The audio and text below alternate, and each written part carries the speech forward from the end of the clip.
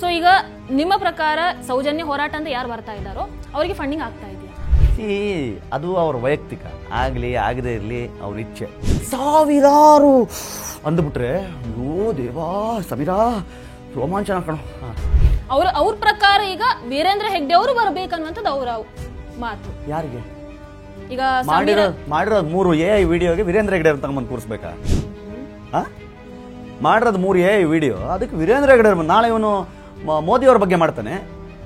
ಮಾಡ್ಬಿಟ್ಟು ಏನಪ್ಪಾ ಸಮೀರ್ ಮೋದಿ ಬಗ್ಗೆ ಹೆಂಗೆ ಹೇಳಿದೆ ಅಂದ್ರೆ ಮೋದಿನ ಕರ್ಸಿ ನಾನು ಬರ್ತೀನಿ ಅಂತಾನ. ನೀವು ಸೌಜನ್ಯ ಹೆಣ್ಣು ಮಗಳನ್ನ ತಂಗಿ ಅಂತ ಹೇಳ್ತೀರಾ, ಸೌಜನ್ಯ ಹೆಣ್ಣು ಮಗಳಿಗೆ ನ್ಯಾಯ ಸಿಗಬೇಕು ಅಂತ ಹೇಳ್ತೀರಾ. ಆದ್ರೆ ನ್ಯಾಯ ಸಿಗಬೇಕು ಅಂತ ಯಾರೆಲ್ಲ ಬರ್ತಾರೋ ಅವರ ವಿರುದ್ಧವಾಗಿ ಮಾತಾಡ್ತೀರಾ. ಭೂತಿಟ್ಟ 267 UDR ಇರುವ ಕೇಸುಗಳ ಅಸ್ಥಿಪಂಜರವನ್ನು ತೆಗಿಲಿಕ್ಕೆ ಆ ಮುಸುಕುದಾರಿ ಕೈಲಿ ಆಗ್ಲಿಲ್ಲ ಅಂತಂದ್ರೆ ಅಣ್ಣಪ್ಪನ ಶಕ್ತಿ ಅದು. ಅಲ್ಲಿ ಅನ್ನದಾಸೋಹ ಆಗುವಂತದ್ದಾಗಿರ್ಬೋದು, ಪ್ರತಿಯೊಂದಾಗಿರ್ಬಹುದು, ಅವ್ರು ಏನೇ ಕೊಡ್ಲಿ ಅದೆಲ್ಲವೂ ಆಗ್ತಾ ಇರುವಂತದ್ದು ಭಕ್ತರ ಹಣದಿಂದ, ಇವ್ರು ಸ್ವಂತ ಕೈಯಿಂದ ಹಾಕಿ ಮಾಡ್ತಾ ಇರುವಂತದ್ದಲ್ಲ ಅನ್ನುವಂತ ಮಾತು ಬರುತ್ತೆ. ಭೀಮಾ ಯಾವ ಸ್ಪಾಟ್ ತೋರಿಸ್ತಾನೆ ಅಂತ ಇನ್ನು ಭೀಮಾ ಸ್ಪಾಟ್ಗೆ ಹೋಗೋದ್ರೊಳಗಡೆ ಆ ಸ್ಪಾಟ್ ಅಲ್ಲಿ ಇಷ್ಟು ಮಣ್ಣು ಬಿದ್ದಿದೆ ಅಂತ ಗಿರೀಶ್ ಮಠನವರು ವಿಡಿಯೋ ಮಾಡ್ತಾರೆ. ನಮ್ಗೆ ಆಶ್ಚರ್ಯ ಆಯ್ತು ಕೇಳಿದ್ರೆ, ನಾನು ಅವರು ಮಾತಾಡಿಲ್ಲ ಅಂತಾರೆ. ಇಂಡಿಯಾ ಟುಡೇಲಿ ಗ್ಯಾಪಲ್ಲಿ ಕೇಳಿಸುತ್ತೆ, ಅದನ್ನ ಕೇಳಿಸ್ಕೋತಾರೆ, ಯಾರ್ಯಾರು ಕೇಳಿಸ್ಕೋಬೇಕು ಕೇಳಿಸ್ಕೊಂಡಿದ್ದಾರೆ. ಆಮೇಲೆ ಧ್ವನಿ ಗೊತ್ತಾಗುತ್ತೆ, ಬೇರೆ ಬೇರೆ ಧ್ವನಿಗಳು ಬರ್ತಾವ. ಇಲ್ಲಿ ಸೌಜನ್ಯ ತಾಯಿ ಅತ್ಯಾಚಾರ ಆಗಿದೆ ಅಂತ ಹೇಳಿದ್ರೆ ನೀವು ಇಲ್ಲ ಅಂತ ಹೇಳ್ತೀರಾ. ನಮ್ಮಮ್ಮನ ತಮ್ಮ ಬಾಂಬೆಗೆ ಅಂತಂದ್ರು ವಾಪಸ್ ಬಂದಿಲ್ಲ, ಇವತ್ತಿಗೂ ಬಂದಿಲ್ಲ. ನಾನು ಹೇಳ್ತಿರೋದು ಅದನ್ನ ವೀರೇಂದ್ರ ಹೆಗ್ಡೆ ಅವ್ರ ಫ್ಯಾಮಿಲಿನೇ ಮಾಡಿದ್ರೆ ಹೇಳಿ, ಡೈರೆಕ್ಟಾಗಿ ಹೇಳ್ರಿ, ನಾವು ಬರ್ತೀವಿ, ಗಲ್ಲಿಗೆ ಎಸೋ ತನಕ ಬಿಡೋದು ಬೇಡ ಅವ್ರನ್ನ. 2 ವಾದೇನೂ ಕೊಟ್ಟವ್ರಂತೆ ಭೀಮನ್ಗೆ. ಏನು ಆಟಾಡ್ತಾ ಇದೆಯಾ, ಇಷ್ಟೆಲ್ಲ ಮಾಡಿ ಏನೇನೋ ಪ್ಲಾನ್ ಮಾಡಿದ್ರೆ ಒಂದು ಜಾಗದಲ್ಲಿ ತೋರಿಸ್ತಾ ಇಲ್ವಲ್ಲ ನೀನು ಅಂತ.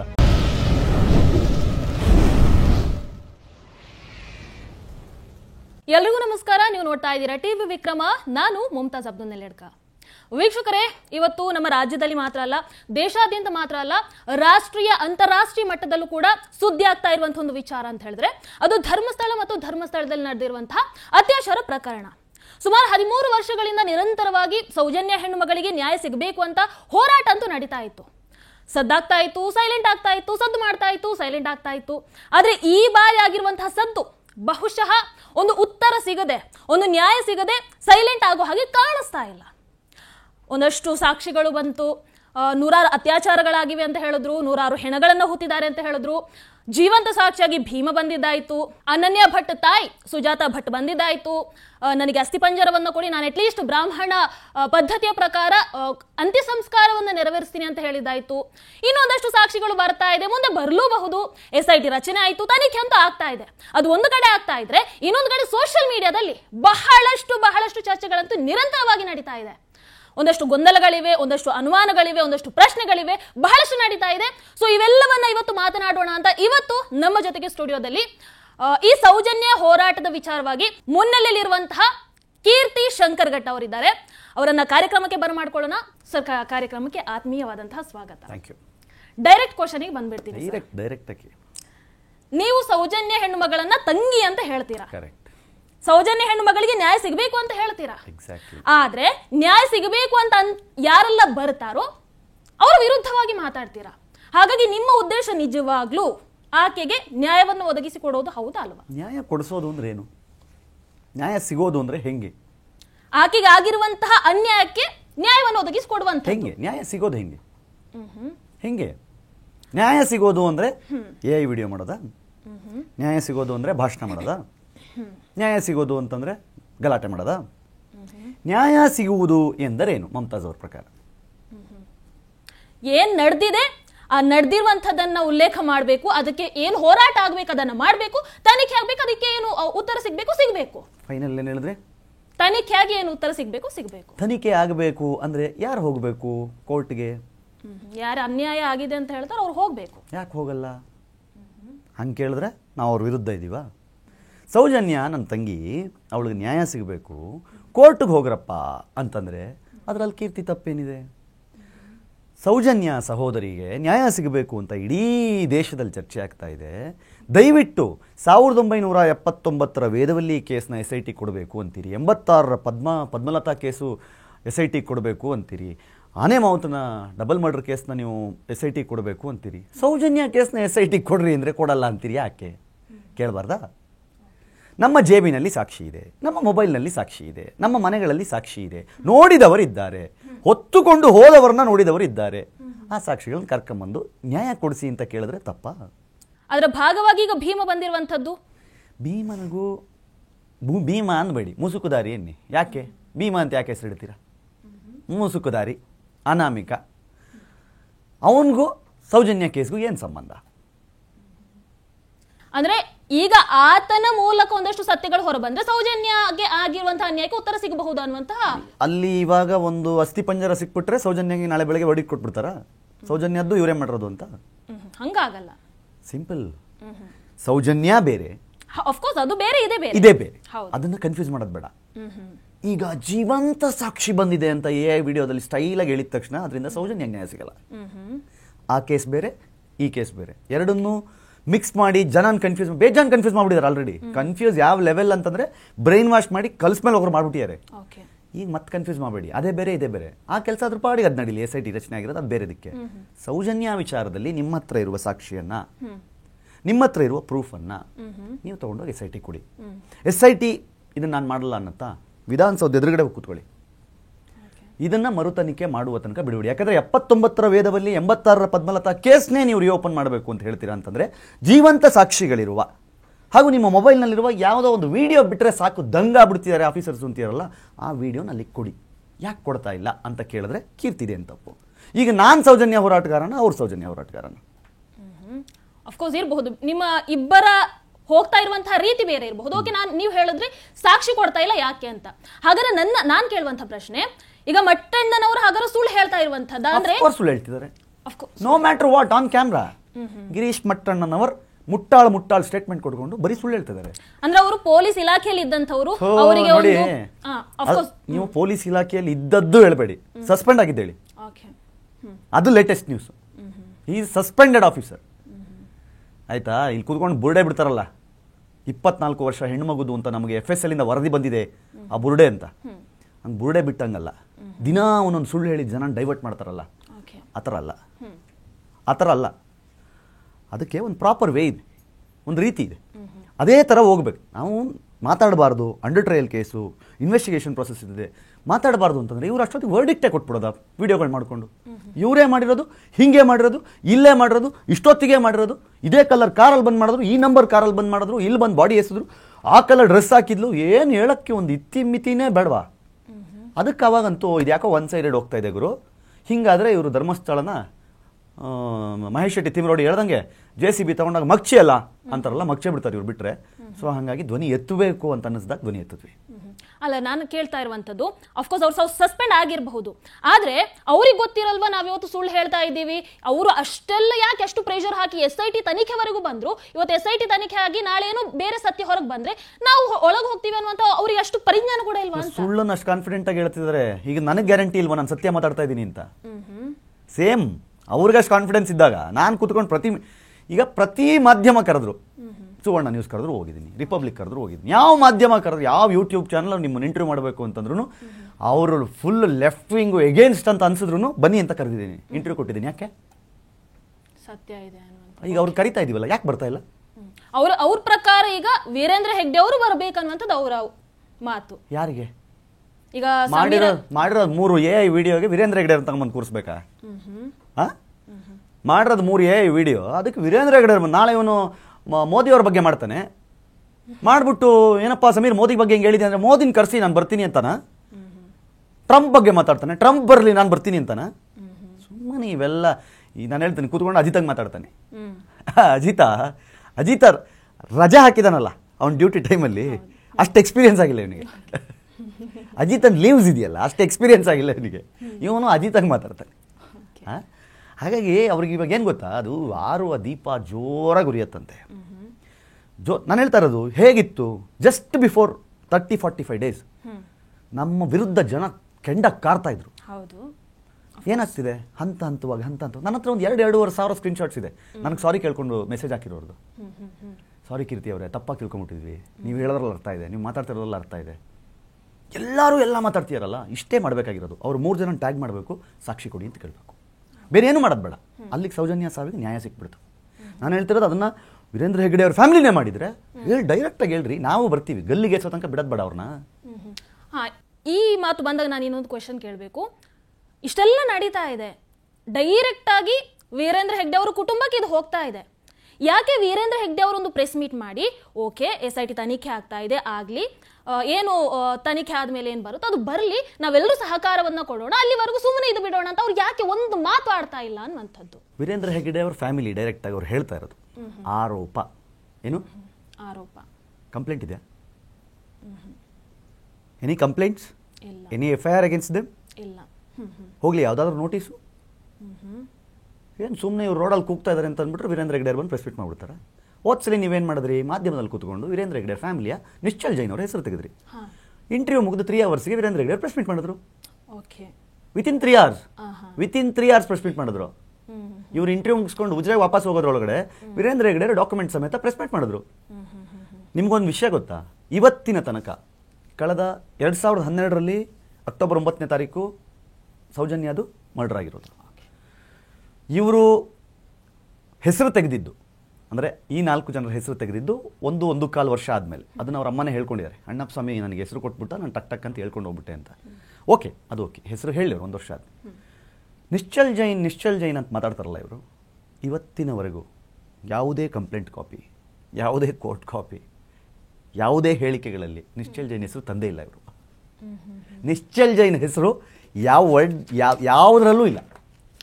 ಅದು ಬರೀ ಸೋಷಿಯಲ್ ಮೀಡಿಯಾಗಷ್ಟೇ, ಬಾಯಿಗಷ್ಟೇ. ಅವ್ರಿಗೆ ತುಂಬ ಚೆನ್ನಾಗಿ ಗೊತ್ತು, US ಎಂಬಸಿಯಿಂದ ಬಂದಿರುವಂತಹ ಆ ಕಾಪಿ ಬಂದು US ಎಂಬಸಿಯಿಂದ ಬಂದಿದೆ, ಅದು ಇಮಿಗ್ರೇಷನ್ ಸರ್ಟಿಫಿಕೇಟ್ ಬಂದಿದೆ. ಅವ್ರಿಗೆ ಗೊತ್ತು, this is verified by Indian government also. So ಹಾಗಾಗಿ ಅದನ್ನ ಮಾತಾಡಿದ್ರೆ ನಾವು ಲಾಕ್ ಆಗ್ತೀವಿ ಅಂತ ಗೊತ್ತು. ಅದಕ್ಕೆ ನಿಶ್ಚಲ್ ಜೈನ್ ಹೆಸರನ್ನ ಬರೀ ಮೀಡಿಯಾ ಮುಂದೆ ಇಡ್ತಾರೆ, without any proof social media ಮುಂದೆ. ನನಗೂ ನೀವು ಹೇಳ್ದಂಗೆ ಇವಾಗ ನನಗೆ ಆಶ್ಚರ್ಯ, ಯಾವ ಗ್ಯಾರಂಟಿ ಮೇಲೆ ಹಿಂಗೆ ಇಷ್ಟು ಕಾನ್ಫಿಡೆಂಟ್ ಆಗಿ ಹೇಳ್ತಾರೆ ಇವರು. ಭೀಮಾ ಯಾವ ಸ್ಪಾಟ್ ತೋರಿಸ್ತಾನೆ ಅಂತ ಇನ್ನು ಭೀಮಾ ಸ್ಪಾಟ್ಗೆ ಹೋಗೋದ್ರೊಳಗಡೆ ಆ ಸ್ಪಾಟಲ್ಲಿ ಇಷ್ಟು ಮಣ್ಣು ಬಿದ್ದಿದೆ ಅಂತ ಗಿರೀಶ್ ಮಠನ್ ಅವರು ವಿಡಿಯೋ ಮಾಡ್ತಾರೆ. ನಮ್ಗೆ ಆಶ್ಚರ್ಯ ಆಯ್ತು, ಕೇಳಿದ್ರೆ ನಾನು ಅವರು ಮಾತಾಡಿಲ್ಲ ಅಂತಾರೆ. ಹಾಂ, ಇಂಡಿಯಾ ಟುಡೇಲಿ ಗ್ಯಾಪಲ್ಲಿ ಕೇಳಿಸುತ್ತೆ, ಅದನ್ನ ಕೇಳಿಸ್ಕೋತಾರೆ, ಯಾರ್ಯಾರು ಕೇಳಿಸ್ಕೋಬೇಕು ಕೇಳಿಸ್ಕೊಂಡಿದ್ದಾರೆ. ಆಮೇಲೆ ಧ್ವನಿ ಗೊತ್ತಾಗುತ್ತೆ, ಬೇರೆ ಬೇರೆ ಧ್ವನಿಗಳು ಬರ್ತಾವೆ ಆಮೇಲೆ. ಓಕೆ, ಇಲ್ಲಿ ಸೌಜನ್ಯ ಹೆಣ್ಣು ಮಗಳಿಗೆ ನ್ಯಾಯ ಸಿಗ್ಬೇಕನ್ನುವಂತಹ ಹೋರಾಟ ಖಂಡಿತವಾಗ್ಲೂ ಆಗ್ತಾ ಇದೆ.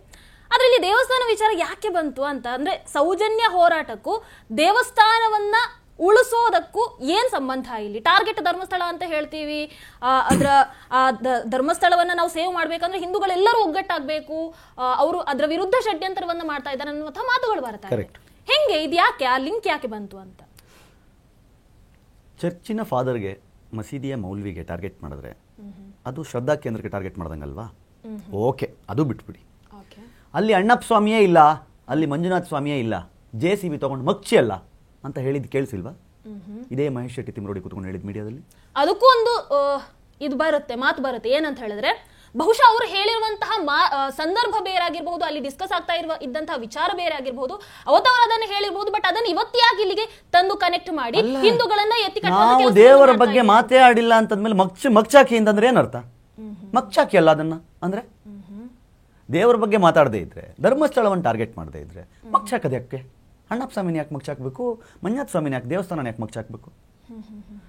ನಿಮ್ಮ ಉದ್ದೇಶ ಬರೀ ನ್ಯಾಯ ಕೊಡಿಸುವುದಷ್ಟೇ ಆಗಿದ್ದಿದ್ರೆ ನೀವು ಕಾವಂದರನ್ನ ಕಾಮಂದರು ಅಂತ ಕರಿತಿರ್ಲಿಲ್ಲ. ಅದು ಯಾವ ಆಧಾರದ ಮೇಲೆ ಕರೆದ್ರಿ ಅನ್ನೋದು ಮ್ಯಾಟ್ರ್ ಆಗುತ್ತೆ. ನಿಮ್ಮ ಹತ್ರ ಈ 12 ವರ್ಷಗಳಲ್ಲಿ ಒಂದೇ ಒಂದು ಸಾಕ್ಷಿಯನ್ನು ಅವ್ರ ಅಗೇನ್ಸ್ಟ್ ಕೊಟ್ಟಿದ್ದಿದ್ರೆ ನಿಮ್ಮ ಮಾತು ಒಪ್ತಾ ಇದ್ವಿ ನಾವು. ಕರೆಕ್ಟಪ್ಪ, ನೋಡಿ ಪೇಪರ್ಸ್ ಇಟ್ಕೊಂಡು ಸಾಕ್ಷಿ ಇಟ್ಕೊಂಡು ಮಾತಾಡ್ತಾವ್ರಿ ಇವರು. ಒಂದು ಕಡೆ ಒಂದು ಪ್ರೂಫ್ ಕೊಡಲ್ಲ, ಬಟ್ ನಾನು ಕೆಟ್ಟದಾಗಿ ಮಾತಾಡ್ತೀನಿ. ಯಾಕೆ? ಇದು ಆಂಧ್ರದ, ನಾನು ನೆನ್ನೆನೂ ಅದನ್ನು ಮೆನ್ಷನ್ ಮಾಡಿದೆ, ರಿಪಬ್ಲಿಕ್ ಅನ್ನೋದು ಈಗಲೂ ಆಂಧ್ರ ನ್ಯೂಸ್ ಚಾನಲ್ಗಳಲ್ಲಿ ಬೆಳಗ್ಗೆ ಎದ್ರೆ ಸಾಯಂಕಾಲ ತನಕ ಧರ್ಮಸ್ಥಳಕ್ಕೆ ಹೋಗಬೇಡಿ, ಹೆಣ್ಮಕ್ಳು ಹೋದರೆ ಅಲ್ಲಿ ರೇಪ್ ಮಾಡಿ ಸಾಯಿಸ್ತಾರೆ ಅಂತಲೇ ಬರುತ್ತೆ. ಇಲ್ಲಿಂದ ಪ್ರಚೋದನೆ ಕೊಡ್ತಾರೆ ರೀ, ತೆಲುಗುಲಿ ಆ ವಿಡಿಯೋ ಮಾಡಿ ಹೇಳ್ತಾರೆ, ಪ್ರಚೋದನೆ ಮಾಡ್ತಾರೆ. ಆಂಧ್ರದವರು, ಮೀಡಿಯಾದವರು ಇದನ್ನು ಕವರ್ ಮಾಡಿ ಇಲ್ಲಿ 400-500 ಹೆಣ್ಮಕ್ಳನ್ನ ರೇಪ್ ಮಾಡಿ ಸಾಯಿಸ್ಬಿಟ್ಟಿದ್ದಾರೆ ಧರ್ಮಸ್ಥಳದಲ್ಲಿ ಅಂತ ಅಟ್ಯಾಕ್ ಮಾಡ್ದಂಗಲ್ವಾ ಅದು ಧರ್ಮಸ್ಥಳಕ್ಕೆ ಅಲ್ವಾ? ಉದ್ದೇಶ ಏನಂಗಾದ್ರೆ, ಪರ್ಯಾಯ ಪೀಠವನ್ನು ಕಟ್ತೀವಿ, ನಾನೂ ಧರ್ಮಾಧಿಕಾರಿ, ಉದ್ದೇಶ ಇಲ್ವಾ? ಸೌಜನ್ಯಾಗೆ ನ್ಯಾಯ ಕೊಡಿಸೋದಾಗಿದ್ರೆ ಧರ್ಮಸ್ಥಳದ ಯೋಜನೆಗಳ ಎಗೇನ್ಸ್ಟ್ ಹೋಗ್ತಿರ್ಲಿಲ್ಲ ಇವರು. 40% ಬಡ್ಡಿ ತಗೋತಾರೆ ಅಂತಂದ್ರು. ಇದೇ ಗಿರೀಶ್ ಮಟ್ಟಣ್ಣನವರು. ಅಲ್ಲಿ ಅನ್ನದಾಸೋಹ ಆಗುವಂತದ್ದಾಗಿರ್ಬೋದು, ಪ್ರತಿಯೊಂದಾಗಿರ್ಬಹುದು, ಅವ್ರು ಏನೇ ಕೊಡ್ಲಿ ಅದೆಲ್ಲವೂ ಆಗ್ತಾ ಇರುವಂತದ್ದು ಭಕ್ತರ ಹಣದಿಂದ, ಇವ್ರು ಸ್ವಂತ ಕೈಯಿಂದ ಹಾಕಿ ಮಾಡ್ತಾ ಇರುವಂತದ್ದಲ್ಲ ಅನ್ನುವಂತ ಮಾತು ಬರುತ್ತೆ. ಭಕ್ತರ ಹಣ ನಾನು ಜಾಬಲ್ಲಿ ಇಟ್ಕೋಬೋದಿತ್ತಲ್ಲ, ಯಾಕೆ ಮಾಡಬೇಕು? ಬ್ಯಾಂಕಲ್ಲಿ ಇಟ್ಕೋಬೋದಿತ್ತಲ್ಲ, ಯಾಕಾಗಲ್ವಾ? ಭಕ್ತರ ಹಣ ಅಂದ್ರೆ ನಾವ್ ಏನೋ ಮಾಡ್ತಾ ಇದ್ದೀವಿ ಅನ್ನುವಂಥದ್ದನ್ನು ತೋರಿಸ್ಕೊಡ್ಬೇಕು. 55 ವರ್ಷಗಳ ಕಾಲ ಹೆಣ್ಣು ಮಕ್ಕಳ ಸಬಲೀಕರಣದಿಂದ ಹಿಡಿದು ನಾನು ಮದುವೆ ಆಗಬೇಕು ಅಂತ ದೇವಸ್ಥಾನದ ಬಾಗಿಲಿಗೆ ಬಂದರೆ ತಾಳಿ ಬೊಟ್ಟು ಸಮೇತ ತಾಳಿಯನ್ನು ಕೊಡುವ ಕ್ಷೇತ್ರ ಅದು. ಅರ್ಥ ಆಯ್ತಾ? ಎಷ್ಟೋ ಜನ ಹೆಣ್ಣು ಮಕ್ಕಳ ವಿದ್ಯಾಭ್ಯಾಸಕ್ಕೆ, ಹೆಣ್ಣು ಮಕ್ಕಳ ಮದುವೆಗೆ, ಎಷ್ಟೋ ಜನ ಮಕ್ಕಳ ಶಿಕ್ಷಣಕ್ಕೆ, ಅವ್ರ ಮಕ್ಕಳನ್ನು ದೊಡ್ಡ ದೊಡ್ಡ ಆಫೀಸರ್ಸ್ ಮಾಡಲಿಕ್ಕೆ, ಡಾಕ್ಟರ್ಸ್ ಮಾಡಲಿಕ್ಕೆ, ನಾನು ನಿಮಗೆ ಇನ್ನೊಂದಿಷ್ಟು ಕೊಡ್ತೀನಿ. ಒಂದೇ ಫ್ಯಾಮಿಲಿ 3 ಜನ ಹೆಣ್ಣು ಮಕ್ಕಳು ಧರ್ಮಸ್ಥಳದ ಸಂಘದಿಂದ ಸಾಲ ಮಾಡಿ 3 ಜನರ ಮದುವೆ ಮಾಡಿ ಹಂತವಾಗಿ ತೀರಿಸ್ಕೊಂಡು ಹೋಗೋ ಹೆಣ್ಮಕ್ಳು ನಿಮ್ಗೆ ಪರಿಚಯ ಮಾಡಿಕೊಡ್ತೀನಿ. ಹೆಣ್ಣು ಮಕ್ಕಳ ಸಬಲೀಕರಣಕ್ಕೆ ಏನೇನು ರೀ, ಮದ್ದೂರ್ ಹತ್ರ ಇರೋ ಯಾವುದೋ ಒಂದು ಹಳ್ಳಿಗೆ 8 ಲಕ್ಷ ರೂಪಾಯಿ ಕೊಟ್ಟು ಕೆರೆ ಅಭಿವೃದ್ಧಿ ಮಾಡ್ಬೇಕಂತ ಯಾಕೆ ಮಾಡ್ಬೇಕ್ರಿ? ಏನೋ ಮಾಡ್ತಿದ್ದೀವಿ ಅಂತ ತೋರ್ಸಕ್ಕೆ ಅದನ್ನು ಮಾಡಬೇಕಾ? ಹೋಗ್ಲಿ, ಬಂದೇನು ಮಾಧ್ಯಮದಲ್ಲಿ ಹೇಳಿಕೆ ಕೊಟ್ರ ನಾವು ಮಾಡಿದ್ವಿ ನೋಡಿದ್ರ ಅಂತ? 55 ವರ್ಷಗಳ ಕಾಲ ಒಬ್ಬ ವ್ಯಕ್ತಿ ತನ್ನ ಇಡೀ ಜೀವನವನ್ನು ಮುಡಿಪಾಗಿಟ್ಟು ಸೊಸೈಟಿಗೋಸ್ಕರ ಇಷ್ಟೆಲ್ಲ ಮಾಡ್ತಾ ಇರಬೇಕಾದ್ರೆ ಆ ವ್ಯಕ್ತಿಯನ್ನು ಈಗ ಪಾಪ ಅವರ 77-78ನೇ ವಯಸ್ಸಿನಲ್ಲಿ ಅವರನ್ನು ಅತ್ಯಾಚಾರಿ ಅಂತ ಕರಿತೀರಿ? ಸೀರಿಯಸ್ಲಿ? ಅದು ಯಾವ ದಾಖಲೆಗಳಿಲ್ಲದೆ, ಯಾವ ಪ್ರೂಫ್ ಇಲ್ಲದೆ, ಯಾವುದೇ ವಿಷಯ, ಒಂದೇ ಒಂದು ಅವ್ರ ಕಡೆ ಕೈ ಬೊಟ್ಟು ಮಾಡುವ ಒಂದೇ ಒಂದು ಸಣ್ಣ ಸಣ್ಣ ಸುಳಿವು ಇಲ್ಲದೆ ನೀವು ಮಾಡ್ತೀರಿ. ಕೇಳಿಸ್ಕೊಂಡು ಸುಮ್ಮನೆ ಕೂತಿರ್ಬೇಕೇನು ನಾವು? ಹೆಂಗೆ ಕೇಳಿಸ್ಕೊಂಡು ಸುಮ್ಮನೆ ಕೂತಿರೋದು ನಾವು? ಅದಕ್ಕೆ ಮಾತಾಡ್ತಾ ಇದ್ದೀವಿ. ನಾನು ಹೇಳ್ತಾ ಇರೋದು ಸೇಮ್ ವೈಸ್ ವರ್ಸ. ನಾನು ಕೇಳ್ತಾ ಇದ್ದೀನಿ, ನಾನು ದಾಖಲೆಗಳ ಆಧಾರದ ಮೇಲೆ, ಅವರ ಮಾತಿನ ಆಧಾರದ ಮೇಲೆ ಹೇಳ್ತಾ ಇದ್ದೀನಿ, ನೀವು ಸಾಕ್ಷಿ ಕೊಡಿ, ಅವ್ರನ್ನ ತಪ್ಪು ಅಂತ ಪ್ರೂವ್ ಮಾಡಿ ಅಂತ. ಅವ್ರಿಗೆ ಯಾಕೆ ಕೇಳಬಾರ್ದು? ನೀವು ಸಾಕ್ಷಿ ಕೊಟ್ಟು ಅವ್ರ ಮೇಲೆ ಮಾತಾಡ್ರಿ ಅಂತ. ಆ ಮಾತು ಕೇಳಿಸ್ಕೊಳಕ್ಕೆ ಬರ್ತಾರೆ ಅವರು, ಎದುರುಗಡೆ ಸಿಗಲ್ಲ ಅವರು. ಇನ್ನೊಂದು ಏನಾಗುತ್ತೆ ಅಂತ ಹೇಳಿದ್ರೆ, ಸೌಜನ್ಯಾಗೆ ನ್ಯಾಯ ಸಿಗಬೇಕು ಅಂತ ಯಾರೆಲ್ಲ ಮಾತಾಡ್ತಾರೋ ಅವರ ವಿರುದ್ಧ ಕೇಸ್ ಆಗುತ್ತೆ, ಅಥವಾ ಅಂದ್ರೆ ಅವರ ವಿಡಿಯೋಸ್ಗಳನ್ನ ಡಿಲೀಟ್ ಮಾಡಲಾಗುತ್ತೆ, ಅವರಿಗೆ ನೋಟಿಸ್ ಕಳಿಸ್ಕೊಡ್ತಾರೆ. ಯಾಕೆ ಕುಂಬಳಕಾಯಿ ಕಳ್ಳ ಅಂತ ಇವ್ರು ಯಾಕೆ ಹೆಗಲ್ ಮುಟ್ಕೊಂಡು ನೋಡ್ತಾರೆ? ಸೌಜನ್ಯ ಪರವಾಗಿ ಯಾರೇ ಹೋರಾಟ ಮಾಡಿದ್ರು ಅವ್ರ ಮೇಲೆ ನೋಟಿಸ್ ಕೊಡಕ್ಕೆ ಬರಲ್ಲ. ಶ್ರೀ ಕ್ಷೇತ್ರದ ವಿರುದ್ಧ ಮಾತಾಡಿದರೆ, ವೀರೇಂದ್ರ ಹೆಗ್ಗಡೆ ಅವರ ವಿರುದ್ಧ ಮಾತಾಡಿದ್ರೆ, ಹರ್ಷೇಂದ್ರ ಜೈನ್ ಅವರ ವಿರುದ್ಧ ಮಾತಾಡಿದ್ರೆ ನೋಟಿಸ್ ಹೋಗ್ತಿರೋದು. ಅದಕ್ಕೆ ನೀವು ಎರಡನ್ನೂ ಕನ್ಫ್ಯೂಸ್ ಮಾಡಬೇಡಿ. ಅಥವಾ ಅವ್ರು ಮಾಡ್ತಾರೆ ಕನ್ಫ್ಯೂಸ್, ನೋಡಿ ನೋಟಿಸ್ ಕೊಟ್ಬಿಟ್ರು ಅಂತ. ನೋಟಿಸ್ ಕೊಟ್ಟಿದ್ದು ನೀವು ಸೌಜನ್ಯ ಪರ ಹೋರಾಟ ಮಾಡಬೇಡಿ ಅಂತಲ್ಲ, ಅದಕ್ಕೆ ನಿಮಗೆ ಹಕ್ಕಿದೆ, ಅದನ್ನ ಮಾಡಿ. ಆದರೆ ಸ್ಟ್ರೈಟ್ ಅವೇ ಕುತ್ಕೊಂಡು ವೀರೇಂದ್ರ ಹೆಗ್ಗಡೆ ಅವ್ರು ನೆನೆಸೋದು, ಹರ್ಷೇಂದ್ರ ಜೈನ್ ಅವರೇ ಇದನ್ನ ಮಾಡಿರೋದು ಅಂತ ಹೇಳೋದು, ಅದನ್ನು ಮಾಡಬೇಡಿ ಅಂತ ಕೋರ್ಟ್ ಹೇಳ್ತಾ ಇರೋದು. Without proof. ನಿಮ್ಮ ಮನೆ ಎದುರುಗಡೆ ಬಂದು ನಿಮ್ಗೆ ಬಾಯಿಗೆ ಬಂದಂಗೆ ಮಾತಾಡ್ತಾ ಇದ್ರೆ ಏನು ಸುಮ್ಮನೆ ಕೂತಿರ್ತೀರಾ? ನಾನೇನು ಮಾಡಿಲ್ಲ ಬಿಡಿ, ನೀವು ಮಾತಾಡ್ಕೊಳ್ಳಿ ಅಂತ ಬಿಡ್ತೀರೇನು? ಚಪ್ಪಲಿ ತಗೊಂಡು ನೋಡಿ ಅಲ್ವಾ? ಅವ್ರು ಹಂಗೆ ಮಾಡ್ತಾ ಇಲ್ಲ. ಅದ್ರ ಬದಲಾಗಿ ಲೀಗಲಿ ಏನು ಮಾಡ್ಬೇಕು ಅದನ್ನು ಮಾಡ್ತೀರ ಅಷ್ಟೇ. ಸೊ ಈಗ ನಿಮ್ಮ ಪ್ರಕಾರ ಸೌಜನ್ಯ ಹೋರಾಟ ಅಂತ ಯಾರು ಬರ್ತಾ ಇದ್ದಾರೋ ಅವರಿಗೆ ಫಂಡಿಂಗ್ ಆಗ್ತಾ ಇದೆಯಾ? ಅದು ಅವ್ರ ವೈಯಕ್ತಿಕ, ಆಗಲಿ ಆಗದೇ ಇರಲಿ ಅವ್ರ ಇಚ್ಛೆ. ಯಾವ ಫಂಡಿಂಗ್ ನಂಗೆ ಗೊತ್ತಿಲ್ಲ. 16,000 ಸ್ಕ್ವೇರ್ ಫೀಟ್ ಮನೆ ಹೆಂಗೆ ಕಟ್ತೀಯಾರೋ ನಂಗೆ ಗೊತ್ತಿಲ್ಲ. 3 ಫ್ಲೋರ್ ಮನೆ ಹೆಂಗೆ ಎತ್ತಿದೆಯೋ ಗೊತ್ತಿಲ್ಲ ನನಗೆ. 3 ಕಾರ್ಗಳ ಮನೆ ಹತ್ರ ಹೆಂಗೆ ಬಂದಿದೋ ನಂಗೆ ಗೊತ್ತಿಲ್ಲ. ಬೌನ್ಸರ್ಗಳನ್ನ ಇಟ್ಕೊಂಡು ಹೆಂಗೆ ಓಡಾಡ್ತಿದಾರೋ ನನಗೆ ಅದು ನಂಗೆ ಗೊತ್ತಿಲ್ಲ. ನಂಗೆ ಐಡಿಯಾ ಇಲ್ಲ. I don't know. But video ಮಾಡಿ ಯಾರು ಬೇಕಾದ್ರೆ ಹಾಕೊಳ್ಳಿ, ಕಾಪಿರೈಟು ಇಲ್ಲ ಇದಕ್ಕೆ ಅಂತಾರೆ ಅಂದರೆ ಅದಕ್ಕೆ ವಿಡಿಯೋ ಅಷ್ಟೆಲ್ಲ ಜನ್ರೇಟ್ ಮಾಡೋಕ್ಕೆ ಸುಮಾರು ದುಡ್ಡು ಬೇಕು.